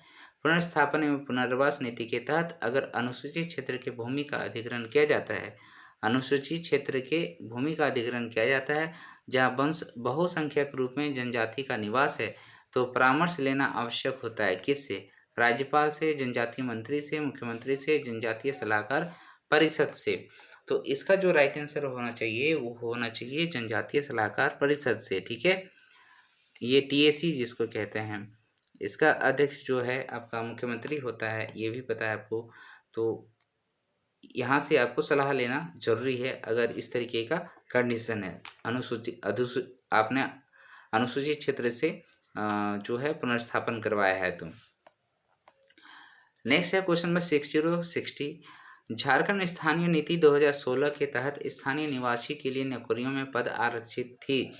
तृतीय श्रेणी के पद नीति के लागू होने के 10 वर्षों तक। उसके बाद है चतुर्थ श्रेणी के पद नीति के लागू होने के 10 वर्षों तक। और फिर है तृतीय व चतुर्थ श्रेणी के पद नीति के लागू होने के 10 वर्षों तक। और ऑप्शन डी है तृतीय व चतुर्थ श्रेणी के पद नीति के लागू होने के 15 वर्षों तक। तो इसका जो राइट आंसर होता दोस्तों वो क्या हो जाता, तृतीय व चतुर्थ श्रेणी पद दोनों के लिए जो है जो नीति है वो लागू कर दी गई और फिर वो 10 सालों के लिए वैलिड थी। तो ये ऑप्शन सी राइट आंसर हो जाएगा, यानी कि 2016 से 2026 तक वैलिड थी। नेक्स्ट चलते हैं क्वेश्चन नंबर 61। पुनर्स्थापन व पुनर्वास नीति 2008। पुनर्स्थापन व पुनर्वास नीति 2008 के तहत प्रभावित परिवार को जिसका घर अधिग्रहित किया गया है भूमि आवंटित होती है। ऑप्शन ए, शहरी क्षेत्र में आवास हेतु 10 डिसमिल निःशुल्क, ग्रामीण क्षेत्र में आवास हेतु 5 डिसमिल निःशुल्क, उपरोक्त में से दोनों और दोनों में से कोई नहीं। तो इसका जो राइट आंसर होगा दोस्तों वो हो जाएगा आपका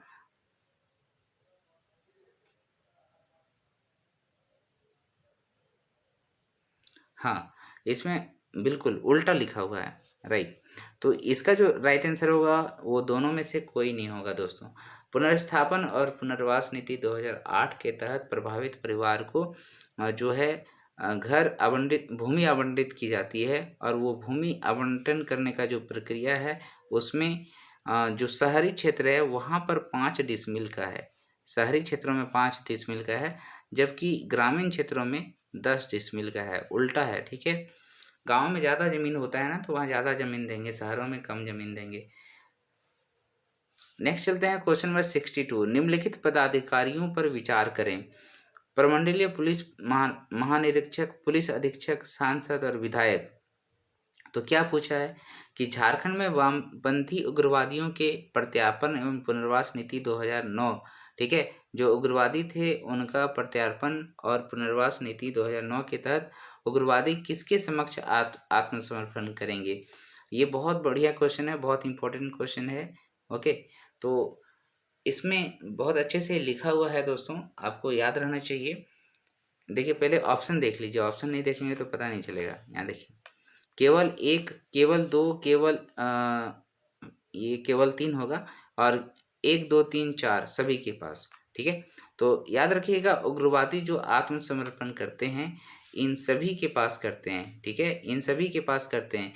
प्रमंडलीय पुलिस महानिरीक्षक के पास कर सकते हैं, यानी कि कमिश्नर के पास। उसके बाद पुलिस अधीक्षक के पास भी कर सकते हैं, एसपी होता है शायद। और ये सांसद के पास भी आप आत्मसमर्पण कर सकते हैं और किसी विधायक के पास भी आप आत्मसमर्पण कर सकते हैं। ये ऑप्शंस दिया गया है किसी भी उग्रवादियों को, ठीक है, कि आप इन लोगों के पास जाके अपना आत्मसमर्पण कर सकते हैं। Next question number 63।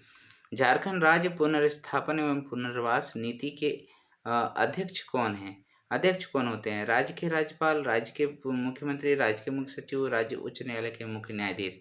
तो झारखंड राज्य पुनर्स्थापन एवं पुनर्वास परिषद जो है उसके अध्यक्ष जो होते हैं वो हमारे राज्य के मुख्यमंत्री ही होते हैं। ठीक है, राज्य के मुख्यमंत्री होते हैं, जैसे कि अभी हमारे हेमंत साहब हैं, हेमंत सर हैं। नेक्स्ट चलते हैं क्वेश्चन नंबर 64। क्वेश्चन नंबर 64 है, झारखंड राज्य में जिला स्तर पर प्रत्यार्पण करने वाले उग्रवादियों के लिए गठित पुनर्वास समिति का अध्यक्ष कौन होगा? तो देखिए, जो उग्रवादी होते हैं, ओके, तो वो आत्मसमर्पण कर दिए तो उसका प्रत्यार्पण करने के लिए एक समिति गठित की जाती है। उस समिति का अध्यक्ष कौन होता है, ये पूछा है।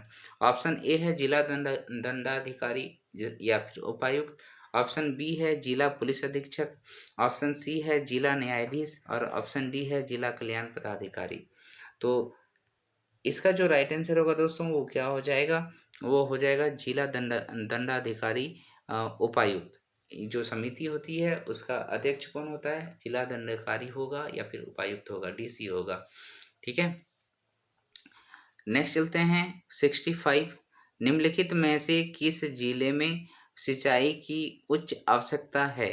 चतरा, बोकारो, धनबाद, देवघर।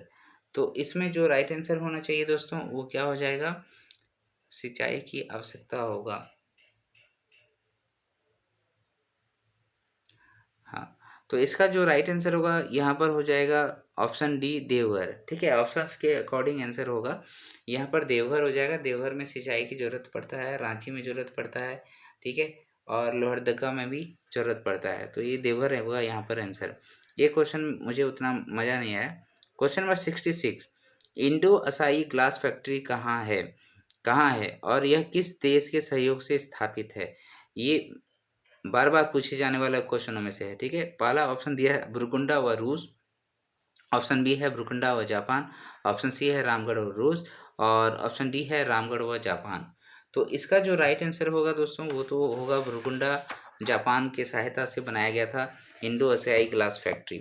और ये कहाँ पर है, बुरकुंडा? बुरकुंडा आपका रामगढ़ में है ना। अभी बंद पड़ा हुआ है, ये अभी चल नहीं रहा है वैसे। ठीक है, बुरकुंडा जापान के सहयोग से इंडो एशियाई ग्लास फैक्ट्री बनाई गई थी। नेक्स्ट चलते हैं क्वेश्चन नंबर 67। कैसा मज़ा आ रहा है तो दोस्तों? मुझे तो बहुत मज़ा आ रहा है क्वेश्चन आप लोगों को बताने में। ये क्वेश्चन, इसमें बहुत मज़ेदार क्वेश्चन सब है। क्वेश्चन नंबर 67 क्या कहता है कि प्रसिद्ध उद्योगपति रतन टाटा को भारत सरकार द्वारा नवाजा गया है क्या? पद्मश्री, पद्म भूषण, पद्म श्री व पद्म विभूषण, पद्म भूषण व पद्म विभूषण, भूषण व विभूषण। ठीक है, ये क्वेश्चन तो आप समझ लीजिए सबसे इम्पोर्टेंट, आज के क्वेश्चन में सबसे इम्पोर्टेंट क्वेश्चन है, जिसके 110% आने के चांसेस रहेंगे, क्योंकि रतन टाटा जी का देहांत हो चुका है। और आप सभी को पता है ये हमारे झारखंड राज्य के ही नहीं पूरे भारत के रत्न माने जाते हैं। ठीक है, रतन टाटा साहब। तो इनको कौन कौन सा सम्मान दिया गया है? देखिए, इनको जो पद्म पुरस्कार दिया जाता है उसमें पद्म भूषण और पद्म विभूषण दोनों ही मिला हुआ है इनको। ठीक है, तो पद्म भूषण जो है अभी हाल फिलहाल में पद्म भूषण दिया गया था 2020 में। ओके, और पद्म विभूषण जो है आपका पहले ही दे दिया गया था 2008 में, 2008 में दे दिया गया था। पद्म पुरस्कार में 3 पुरस्कार दिया जाता है, पद्मश्री, पद्म भूषण और पद्म विभूषण। तो पद्मश्री सबसे ज़्यादा लोगों को दिया जाता है। ये थोड़ा-सा मान-सम्मान में देखें तो पद्म भूषण और पद्म विभूषण से कम है। ओके, तो यहाँ आंसर क्या हो जाएगा? ये ऑप्शन डी राइट आंसर हो जाएगा। पद्म भूषण 2020 में और पद्म विभूषण जो है 2008 में दिया गया था रतन टाटा साहब को। नेक्स्ट चलते हैं क्वेश्चन नंबर 68। 68 में क्या है? वेद व्यास आवास योजना के तहत आवास प्रदान किया जाता है मधुमक्खी पालकों को, मछली पालकों को, मुर्गी पालकों को, उपरोक्त में से सभी। तो इसका जो राइट आंसर होगा दोस्तों वो हो जाएगा मछली पालकों को जो है वेद व्यास आवास योजना के तहत आवास प्रदान किया जाता है। Question number 69। अच्छा, ये लागू कब किया गया था? 2017-18 का बात है। 2017-18 में ये लागू किया गया था वेद व्यास आवास योजना। क्वेश्चन नंबर 69 क्या है? निम्नलिखित में कौन सा सही सुमेलित है? उद्योग हैदराबाद इंडस्ट्रीज लिमिटेड जो है आपका देवघर में है। ऑप्शन बी है बिहार इंडस्ट्रीज कॉरपोरेशन सरायकेला खरसवा में है। ऑप्शन सी है उड़ीसा मैंगनीज व मिनरल लिमिटेड रांची में है। और ऑप्शन डी कहता है सभी सही है।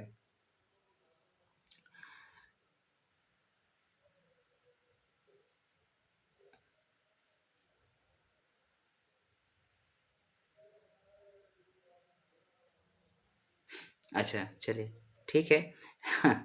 इसी तरह और एक बार जो पिछला पिछला बार जो क्वेश्चन पूछा गया था उसमें कन्फ्यूजन क्रिएट किया गया था। यहाँ पर देखिए हैदराबाद इंडस्ट्रीज लिमिटेड जो दिया गया है हैदराबाद, देखिए नाम है हैदराबाद, लेकिन ये कहाँ पर है?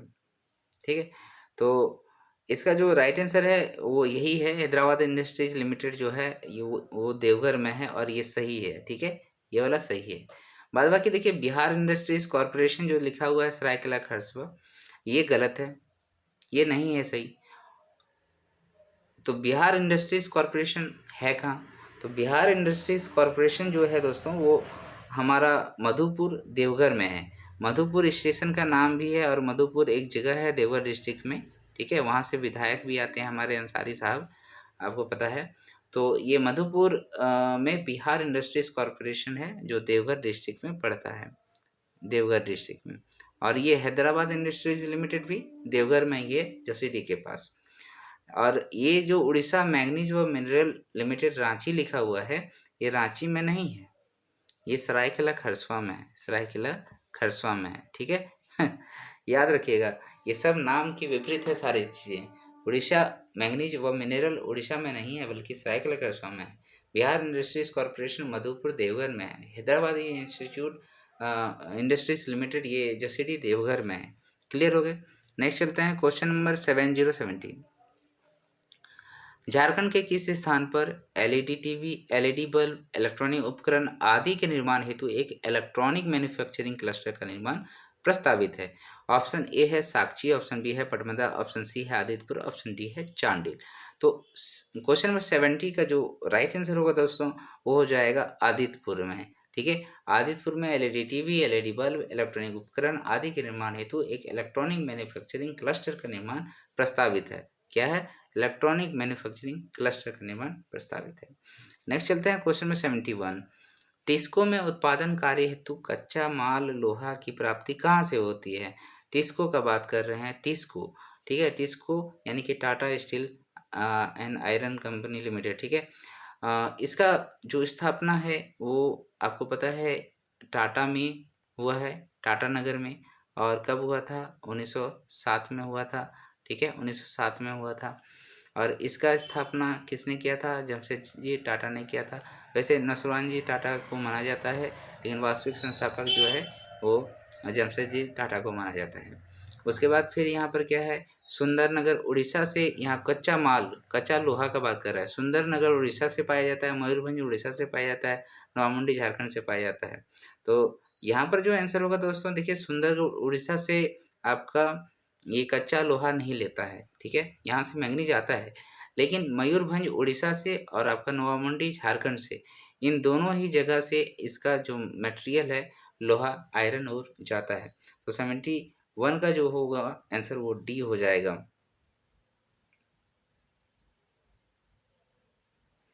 तो सुंदरगढ़ से जो आता है वो चूना पत्थर व डोलामाइट आता है। यहाँ से क्या आता है? चूना पत्थर व डोलामाइट, सुंदरगढ़ से चूना पत्थर व डोलामाइट। ये सब याद रखिएगा, बोकारो के लिए भी आपको याद रखना है, डोलामाइट। ओके, नेक्स्ट चलते हैं क्वेश्चन नंबर 72। निम्न कथनों पे विचार कीजिए। कथन 1, झारखंड सरकार द्वारा 1 अप्रैल 2023 से मुख्यमंत्री सरकारी योजना शुरू किया जाएगा। ये थोड़ा सा कुछ गलत है। ऑप्शन कथन 2 है, योजना का मुख्य उद्देश्य प्रदेश के छात्रों के प्रतियोगी परीक्षाओं की तैयारी करवाना होगा। उसके बाद है, योजना का प्रमुख उद्देश्य सरकारी कर्मचारियों पत्रकारों के ड्राइविंग लाइसेंस मुहैया कराना है। यहाँ जो होगा मुख्यमंत्री सरकारी नहीं सारथी होगा, तभी ये करेक्ट होगा। ठीक है, सारथी, मुख्यमंत्री सारथी योजना 1 अप्रैल 2023 को शुरू किया गया था। राइट, अब इसका आंसर देखिए,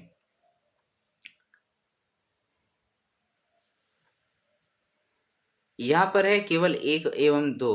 ठीक है, तो इसका जो राइट आंसर होगा दोस्तों ये यही वाला होगा, केवल 1 और 2 जो है वो राइट है। झारखंड सरकार द्वारा 1 अप्रैल 2023 से मुख्यमंत्री सरकारी योजना सारथी योजना शुरू किया है 1 अप्रैल 2023 से। और इसमें योजना का मुख्य उद्देश्य जो है प्रदेश के छात्रों के प्रतियोगी परीक्षाओं की तैयारी कराने से है। सारथी मतलब हम तैयारी के लिए साथ देंगे, स्टूडेंट्स के लिए बना हुआ है ये, ठीक है, स्टूडेंट्स के लिए ये योजना बनाई गई है। सरकारी कर्मचारी जो लिखा हुआ है वो राइट आंसर नहीं है। क्वेश्चन नंबर 73 ऑप्शन पहला कथन है झारखंड गुरुजी क्रेडिट कार्ड योजना को राज्य बजट 2022-23 में लॉन्च किया गया। सही है। इस योजना के माध्यम से गरीब विद्यार्थियों को बैंक द्वारा ऋण के रूप में राशि उपलब्ध कराई जाएगी। ये भी सही है। तो इसमें गलत क्या है? तो गलत तो कुछ नहीं है, इसमें पूछ रहा है सही नहीं है, ये दोनों ही सही है भाई। गुरुजी क्रेडिट कार्ड योजना जो है 2022-23 में लॉन्च किया गया था और साथ ही साथ इसमें बैंकों द्वारा जो है स्टूडेंट्स को ऋण की राशि उच्च शिक्षा प्रदान करने के लिए दिया जाएगा, ये इसमें प्रावधान है। नेक्स्ट चलते हैं क्वेश्चन नंबर 74 मुख्यमंत्री गंभीर बीमारी उपचार योजना के तहत झारखंड सरकार ने चिकित्सा सहायता अनुदान की राशि बढ़ाकर कितनी कर दी है? तो ये तो 10 लाख कर दिया गया है ना, 10 लाख कर दिया गया है दोस्तों। पहले 5 लाख था, अभी 10 लाख कर दिया गया है, 10 लाख कर दिया गया है। नेक्स्ट चलते हैं क्वेश्चन नंबर 75 मुख्यमंत्री कृषि मंत्रीकरण योजना, समेकित मत्स्य पालन योजना, अरे भाई इधर ही रहे, कहाँ दौड़ रहा है। मुख्यमंत्री कृषि मंत्रीकरण योजना, समेकित मत्स्य पालन योजना, मुख्यमंत्री शैक्षणिक भ्रमण योजना और उन्नति परियोजना। देखिए दोस्तों, ये सब क्वेश्चन जो है आपको याद करने होंगे और मैं अभी दावा नहीं कर सकता हूँ कि ये आपको याद हो जाएगा। याद करने के लिए आपको योजनाओं को 2 से 3 बार आपको देखना पड़ेगा। ओके, तो देखिए इसका जो राइट आंसर होगा यहाँ से मिलान कीजिए और इसको थोड़ा सा याद कर लीजिए आप। ये वाला ऑप्शन सी है वो राइट आंसर है। इधर हो गया मुख्यमंत्री कृषि मंत्रीकरण योजना जो है वो आपका 2020 में लाया गया था। फिर है समेकित मत्स्य पालन योजना, ये आपका 2021 में लाया गया है। 2021 में मत्स्य पालन योजना कोरोना पीरियड के बाद लाया गया था। मुख्यमंत्री शैक्षणिक भ्रमण योजना जो है वो आपको 2017 में मिलेगा, शैक्षणिक भ्रमण के लिए जो योजना लाई गई थी। और उन्नति परियोजना जो है दोस्तों 2019 में लाया गया था। उन्नति परियोजना 2019 में लाया गया था। क्लियर है। नेक्स्ट चलते हैं क्वेश्चन नंबर 76 है। पहला कथन है मुख्यमंत्री तीर्थ दर्शन योजना वर्ष 2016 में शुरू की गई। और कथन 2 है इसके तहत वर्ष 2023 में 1000 तीर्थयात्रियों को द्वारिका हरिद्वार दर्शन के लिए सरकार की तरफ से भेजा गया। ठीक है, तो इसमें केवल यहाँ पूछ रहा है, फिर से सही नहीं है, केवल 1, केवल 2, केवल 1 और 2, 1 और 2 दोनों, इनमें से कोई नहीं। तो 76 का जो राइट आंसर हो जाएगा दोस्तों वो क्या हो जाएगा? केवल 2 जो है कथन वो सही नहीं है, यहाँ पर नहीं पूछ रहा है ना, तो केवल 2 कथन सही नहीं है। तो क्या सही है? मुख्यमंत्री तीर्थ दर्शन योजना जो है 2016 में शुरू की गई थी, ये करेक्ट है, इसमें कोई गलती नहीं है। तो इसमें प्रावधान जो किया गया था वो 60 वर्ष से अधिक वर्ष की उम्र वाले यानी कि वृद्धावस्था वाले लोगों को तीर्थ यात्रा कराने के लिए इसमें योजना बनाई गई थी।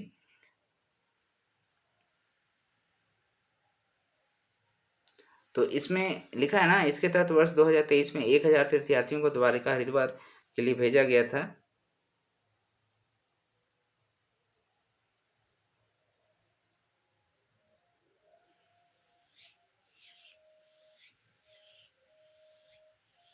इसमें गलत क्या है? क्वेश्चन हमको समझ में नहीं आया। हाँ ठीक है, इसमें नहीं बोल रहा है ना, तो कौन सा कथन सही नहीं है? ये भी तो सही है, 1000 तीर्थयात्रियों को ही तो भेजा गया था, कितना भेजा गया था? ठीक है, ये दोनों ही कथन सही है दोस्तों, दोनों ही कथन सही है। 2016 में शुरू भी किया गया था और आपका जो है इसमें 1000 तीर्थयात्रियों को भेजा गया था 2023 में। ठीक है, चलिए इसमें ज़्यादा चर्चा नहीं करते हैं। आप एक बार इसको देख भी लीजिएगा अपने स्तर से। क्वेश्चन नंबर 77, दालमा वन्यजीव अभयारण्य में एशियाई हाथियों के स्वस्थानीय संरक्षण हेतु कब हाथी परियोजना की शुरुआत की गई थी? ये सब क्वेश्चन बहुत इंपॉर्टेंट है, आप सभी को मालूम है। इसमें है 1976, 1978, 1992 और 2001।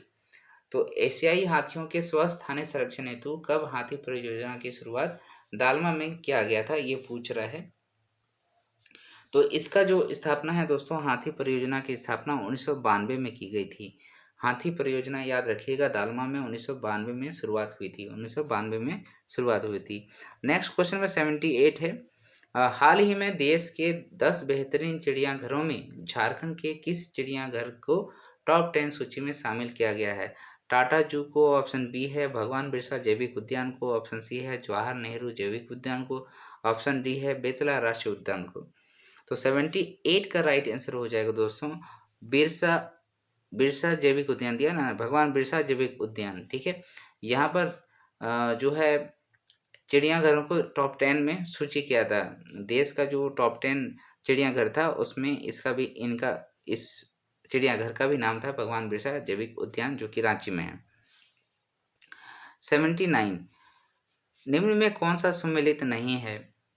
दालमा अभ्यारण्य आपका पश्चिमी सिंहभूम में है, ये गलत है रे भाई, पूर्वी सिंहभूम में है। चलो पहले ही बना देते हैं हम लोग इसको। लावालोंग अभ्यारण्य जो है चतरा में है, बिल्कुल करेक्ट है। गौतम बुद्ध अभ्यारण्य आपका कोडरमा में है, ये भी सही है। उधवा झील पक्षी अभ्यारण्य ये साहिबगंज में है, ये भी सही है। तो आपका गलत क्या मिला? दालमा अभ्यारण्य अभी हमने पढ़ा था, ये जमशेदपुर में है ना, तो पूर्वी सिंहभूम हो जाएगा वो। नेक्स्ट चलते हैं क्वेश्चन नंबर 80, ऑप्शन, इसमें भी दो कथन लिखा हुआ है। झारखंड में वन्य प्राणी संरक्षण क्षेत्र राज्य के 9% संरक्षित वन क्षेत्र के दायरे में विस्तृत है। वन्य प्राणी संरक्षण क्षेत्र जो है राज्य के 9% संरक्षित वन क्षेत्र के दायरे में विस्तृत है। ऑप्शन उसमें दूसरा कथन है, झारखंड सरकार द्वारा राज्य के वन्यजीव अभ्यारण्यों में 5 वर्ष की अवधि के लिए वन्यजीव प्रबंधन योजना की शुरुआत की है। तो इसका जो राइट आंसर होगा वो क्या हो जाएगा? इसमें फिर से क्या पूछा वो यहाँ पढ़िए, इनमें से कौन सा सही नहीं है? ठीक है, सही नहीं है। बहुत फंसाता है रे भाई। तो झारखंड सरकार द्वारा राज्य के वन्यजीव अभ्यारण्यों में 10 वर्ष की अवधि के लिए वन्यजीव प्रबंधन योजना की शुरुआत की गई थी, 5 वर्ष के लिए नहीं की गई थी। यहाँ जो आंसर होगा क्या हो जाएगा? 10 वर्ष। ठीक है, इसीलिए यहाँ पर जो लिखा है कि कौन सा सही नहीं है, तो केवल 2 आंसर होगा। ऑप्शन बी 80 का बी होगा आंसर। 5 वर्ष की जगह वन्यजीव अभ्यारण्य के लिए वन्य प्रबंधन योजना की शुरुआत 10 वर्षों के लिए लाया गया था। और ये कथन सही है कि वन्य प्राणी संरक्षण क्षेत्र जो है वो पूरे जो संरक्षित क्षेत्र है उसका 9% है। और ये भी याद रखिएगा कि 11 राष्ट्रीय उद्यान, सॉरी, हमारे यहाँ वन्यजीव अभ्यारण्य है, 1 आपका राष्ट्रीय उद्यान है और 1 टाइगर रिजर्व है। ओके, और अभी आपका सारंडा और उधवा झील पक्षी विहार है ना, उधवा झील पक्षी विहार को रामसर साइट्स में घोषित कर दिया गया है। दाल और सारंडा वन को वन्यजीव अभ्यारण्य बनाया जा रहा है। नेक्स्ट चलते हैं क्वेश्चन नंबर 81, झारखंड राज्य वन्यजीव बोर्ड की स्थापना 2022 में हुई, इनमें से कुल कितने एजेंडा पर चर्चा की गई थी?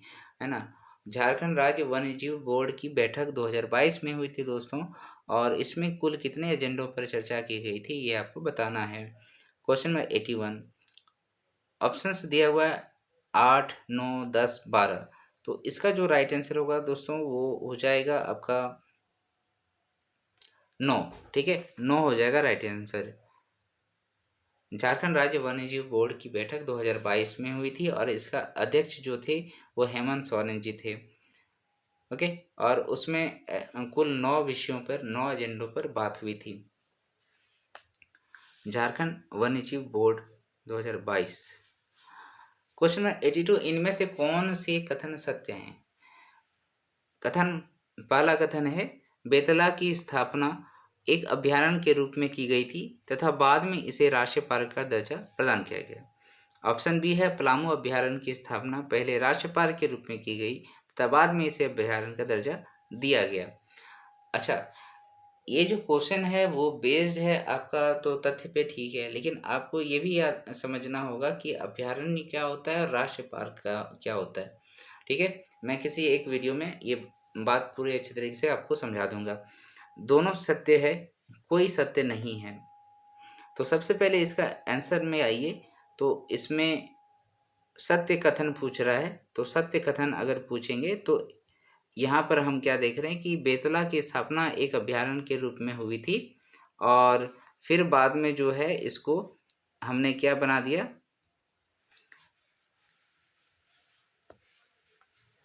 इसका जो राइट आंसर हो जाएगा दोस्तों यही वाला राइट आंसर हो जाएगा। ठीक है, बाद में उसको राष्ट्रीय पार्क हमने बनाया था, लेकिन पलामू अभयारण्य ही है, ये हमारा राष्ट्रीय पार्क नहीं बना है। ठीक है, नेक्स्ट चलते हैं क्वेश्चन नंबर 83।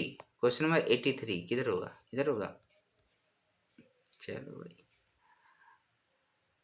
थोड़ा लेट तक बताते बताते जो है मेरी भी हालत ख़राब हो जाती है इसलिए एक लाइक तो बनता है दोस्तों, लाइक कर दीजिए, शेयर कीजिए मेरे वीडियो को, और ज़्यादा से ज़्यादा सब्सक्राइब दिलवाइए प्लीज़। झारखंड राज्य के किस नगर निगम के द्वारा रेडियो फ्रिक्वेंसी आधारित कचरा संग्रहण योजना लागू किया गया है ना। रेडियो फ्रिक्वेंसी आधारित कचरा संग्रहण किस शहर में लागू किया गया है? मेदिनी नगर नगर निगम, चास नगर निगम, रांची नगर निगम, उपरोक्त में से सभी। तो 83 का जो आंसर होगा दोस्तों वो रांची नगर निगम होगा। यहाँ पर रेडियो फ्रिक्वेंसी आधारित जो है कचरा संग्रहण का योजना लागू किया गया है, और शहरों के लिए कचरा संग्रहण योजना बहुत जरूरी है। ठीक है, तो रांची नगर निगम में ये लागू किया गया है। क्वेश्चन नंबर 84, तीव्रता से होने वाले जलवायु परिवर्तन के परिणाम स्वरूप कथन एक, झारखंड राज्य में भूमिगत जल स्तर में तेजी से कमी आई है।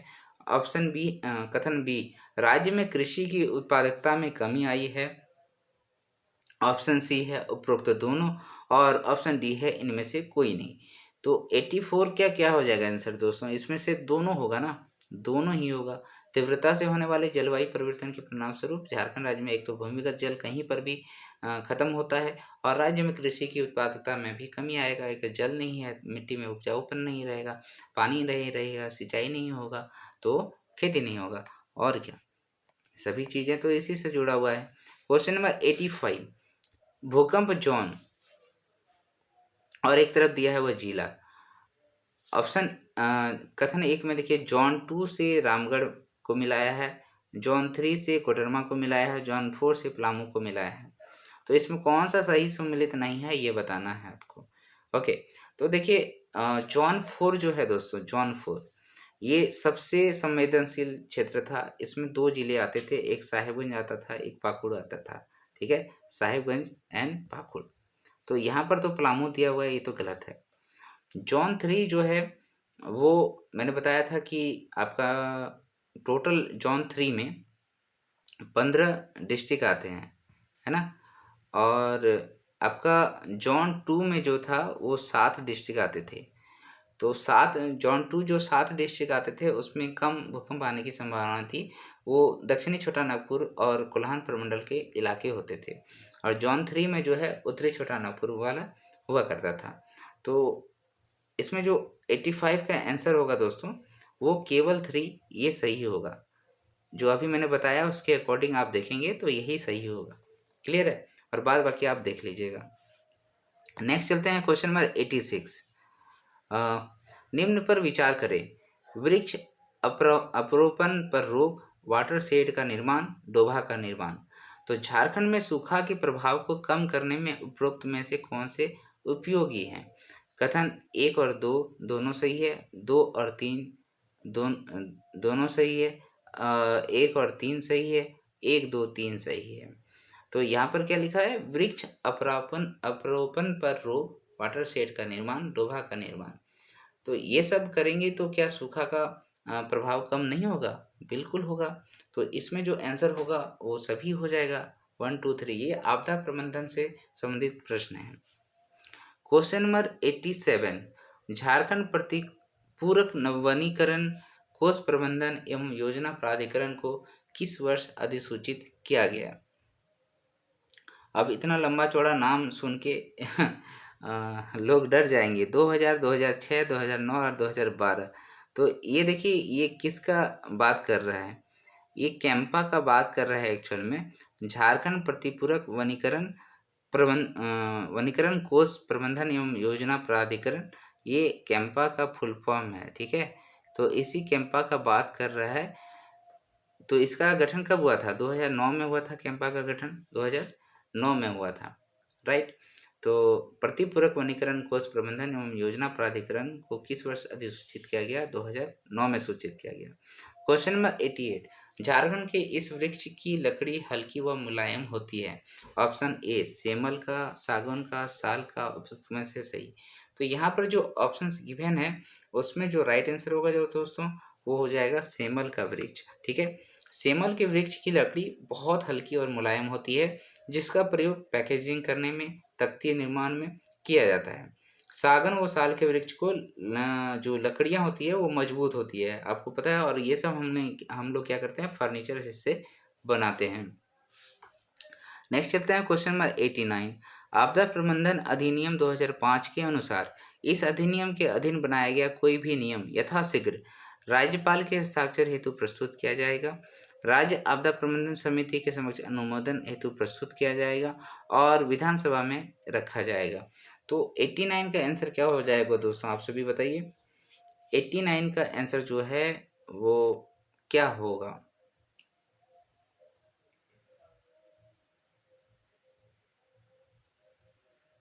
ये थोड़ा कॉन्सेप्चुअल क्वेश्चन है। हाँ, तो इस पे ये दिमाग लगाना था इसमें कि यहाँ पर कानून कौन बनाएगा उस पे, तो विधानसभा बनाएगा ना।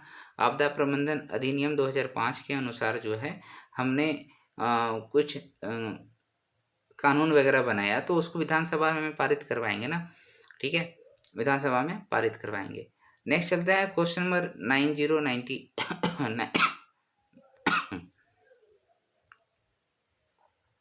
ओके। आपदा प्रबंधन अधिनियम की धारा 40 के अनुसार राज्य स्तर पर आपदा प्रबंधन योजना तैयार किया गया है ना। धारा 40 आपदा प्रबंधन अधिनियम 2005 में धाराएं हैं, उस धारा में धारा 40 का बात कर रहा है। केवल राज्य सरकार के आपदा प्रबंधन विभाग द्वारा, केवल राज्य सरकार के आपदा प्रबंधन विभाग व वित्त विभाग द्वारा। ऑप्शन सी है केवल राज्य सरकार के आपदा प्रबंधन विभाग एवं स्वास्थ्य विभाग द्वारा। और ऑप्शन डी कहता है राज्य सरकार के सभी विभागों द्वारा। तो आपदा प्रबंधन अधिनियम धारा 40 के अनुसार राज्य स्तर पर आपदा प्रबंधन योजना तैयार कौन करेगा, ये बोल रहा है।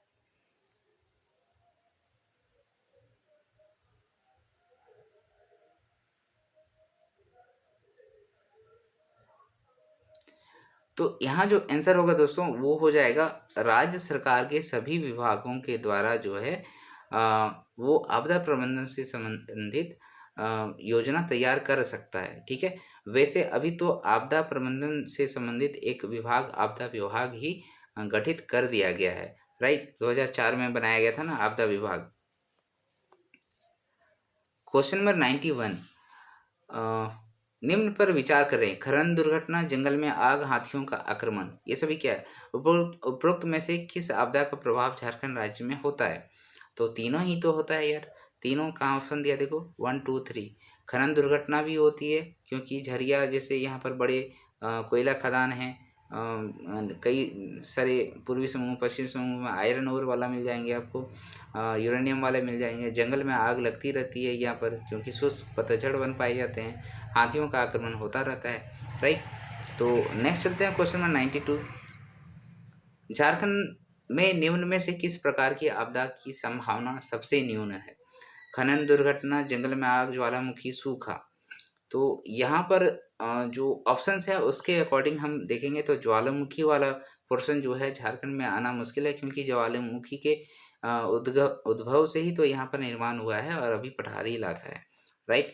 क्वेश्चन नंबर 93, आपदा प्रबंधन ज्ञान सह सूचना केंद्र, इसको हम लोग सृजन कहते हैं, सृजन, ठीक है, सृजन की स्थापना की गई थी किस लिए? ऑप्शन ए है राष्ट्रीय आपदा प्रबंधन अधिनियम के तहत, ऑप्शन बी है झारखंड आपदा प्रबंधन योजना के तहत, ऑप्शन सी है झारखंड आपदा प्रबंधन अधिनियम के तहत, और ऑप्शन डी है केंद्र आपदा प्रबंधन योजना के तहत। तो समझ में आया है हम क्वेश्चन क्या पूछ रहा है कि ये जो राष्ट्रीय आपदा प्रबंधन अधिनियम आया था 2005 में, उसके अकॉर्डिंग इस रीजन का निर्माण किया गया है, या झारखंड आपदा प्रबंधन योजना के तहत किया गया है, या झारखंड आपदा प्रबंधन अधिनियम के तहत इसका मतलब गठन किया गया है। तो ऑप्शंस भी बहुत अच्छा दिया हुआ है इसमें, ठीक है। तो इसमें जो आंसर, राइट आंसर जो होगा पहले वो जानिए आप। देखिए, हमारे जो झारखंड में आपदा प्रबंधन योजना जो बनाई गई 2010 में, है ना, उसको लागू किया गया। तो उसी के तहत हम लोग जो है सृजन का गठन किए थे, और इस सृजन के माध्यम से ही हमने क्या किया, अलग अलग इंस्टीट्यूट को अलग अलग आपदा जैसे सूखा, बाढ़, इन सभी से निपटारा के लिए काम सौंपे, ठीक है। जैसे एक बताऊं तो आईएसएम धनबाद का आप याद रखिएगा, तो खनन दुर्घटना से जो बचाव होगा उससे संबंधित हमने उसको दिया है स्टडी करने के लिए। तो इस प्रकार से जो है झारखंड में आपदा प्रबंधन को की रोकथाम के लिए काम किया जा रहा है। नेक्स्ट चलते हैं क्वेश्चन नंबर 94। हाल ही में झारखंड में पहली बार कोल इंडिया मैराथन का आयोजन किया गया है, जिसके संदर्भ में कौन सा कथन सत्य नहीं है। तो मेरे ख्याल में ये करंट का क्वेश्चन है, तो इसको नहीं देखते हैं। नया करंट अफेयर्स आप याद कीजिएगा 2025 वाला।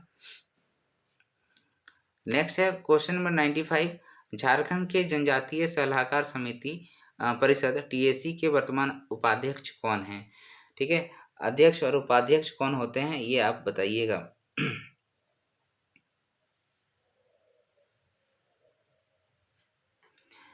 देखिए, इसका जो राइट आंसर होगा, उस टाइम का जो बात कर रहे थे, ये उपाध्यक्ष का बात कर रहे थे, तो उपाध्यक्ष जो होता है चंपई सोरेन थे उस टाइम। वैसे जो इसके अध्यक्ष होते हैं वो हमारा कौन होता है, मुख्यमंत्री होता है, राइट।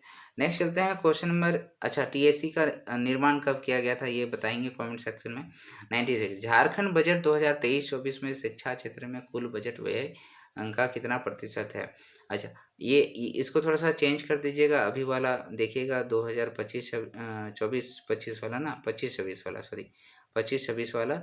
उसमें शिक्षा के क्षेत्र में अगर देखेंगे तो कितना था, 12.35 या 45 क्या 45 था, 12.45 था, वो याद रखिए। 23-24 वाला पुराना हो गया, राइट। और जो इस बार सबसे ज़्यादा जो बजट में खर्च कर रहे थे, वो किस में कर रहे थे, ये भी आप बताइएगा इस बार का।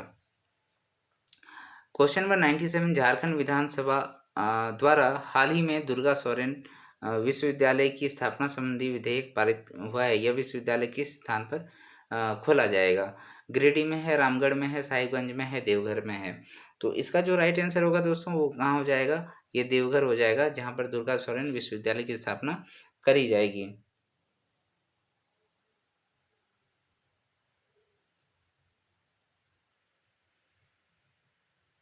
अच्छा, ये दुर्गा सोरेन है कौन। दुर्गा सोरेन आपको पता है हमारे झारखंड के जो मुख्यमंत्री हैं हेमंत सोरेन, उनके बड़े भाई थे दुर्गा सोरेन, ठीक है। उनके बड़े भाई थे दुर्गा सोरेन। और ये विश्वविद्यालय कहाँ खोला जाएगा, देवघर में खोला जाएगा। Question number 98। निम्न पर विचार करें। पहला कथन, भारत का पहला एयर कूल्ड कंडीशनर एसीसी उत्तरी Karanpura super crystal thermal power plant Jharkhand में स्थापित किया गया। कथन 2 है, यह प्लांट एनटीपीसी द्वारा लगाया गया। और इसमें है, इनमें से कौन सा सही नहीं है। आजकल तो ऐसा ही क्वेश्चन पूछता है, केवल एक, केवल दो, केवल एक और दो, दोनों, इनमें से कोई नहीं। तो इसका जो राइट आंसर होगा दोस्तों, इनमें से कोई नहीं, मतलब दोनों ही कथन यहाँ पर राइट है, ठीक है। भारत का पहला एयर कूल्ड कंडीशनर उत्तरी Karanpura super crystal thermal power plant Jharkhand में स्थापित किया गया। भारत का पहला है, देखिए, ये भारत का पहला एयर कूल्ड कंडीशनर उत्तरी Karanpura super critical thermal power plant है। और यह प्लांट जो है एनटीपीसी द्वारा लगाया गया है, ये भी राइट है, एनटीपीसी। भारत का पहला एयर कूल्ड कंडीशनर उत्तरी Karanpura super crystal thermal plant, याद हो जाएगा, ओके। नेक्स्ट है क्वेश्चन नंबर 99। झारखंड के किस नदी पर राज्य के सबसे लंबे पुल निर्माण कार्य किए जाने का प्रस्ताव जारी है। सबसे लंबा पुल कहाँ बनेगा जी, बन भी गया तो ये मयूराक्षी में बन गया ना। मयूराक्षी में पुल का नाम बताइएगा क्या है ना, कितना किलोमीटर है, ये भी डिस्टेंस याद रखिएगा। क्वेश्चन नंबर 100 देखिए, हाल ही में मुख्यमंत्री हेमंत सोरेन बाबू वीर कुंवर सिंह पार्क का उद्घाटन किया गया। यह पार्क राज्य के किस जिले में है? बाबू वीर कुंवर सिंह पार्क। तो ये रांची में है दोस्तों, वीर कुंवर सिंह पार्क रांची में है। तो ये रहा दोस्तों आज का ये बेहतरीन 100 क्वेश्चंस प्रैक्टिस सेट के, और मैं आशा करता हूँ कि आप सभी को बहुत अच्छा लगा होगा, और बहुत अच्छे क्वेश्चन के सेट थे आज के। और आज के क्वेश्चन से बहुत सारे क्वेश्चन आने की संभावना भी बनती है। तो दोस्तों अगर आप मेरा वीडियो अभी भी देख रहे हैं तो लाइक तो एक बनता है दोस्तों, लाइक कीजिए, शेयर कीजिए अपने दोस्तों के बीच में, और अभी तक सब्सक्राइब नहीं किए हैं तो सब्सक्राइब कर लीजिए। मिलते हैं नेक्स्ट वीडियो में, प्रैक्टिस सेट नंबर 5 लेकर आते हैं। तब तक के लिए जोहार, जय हिंद, शब्बा खैर।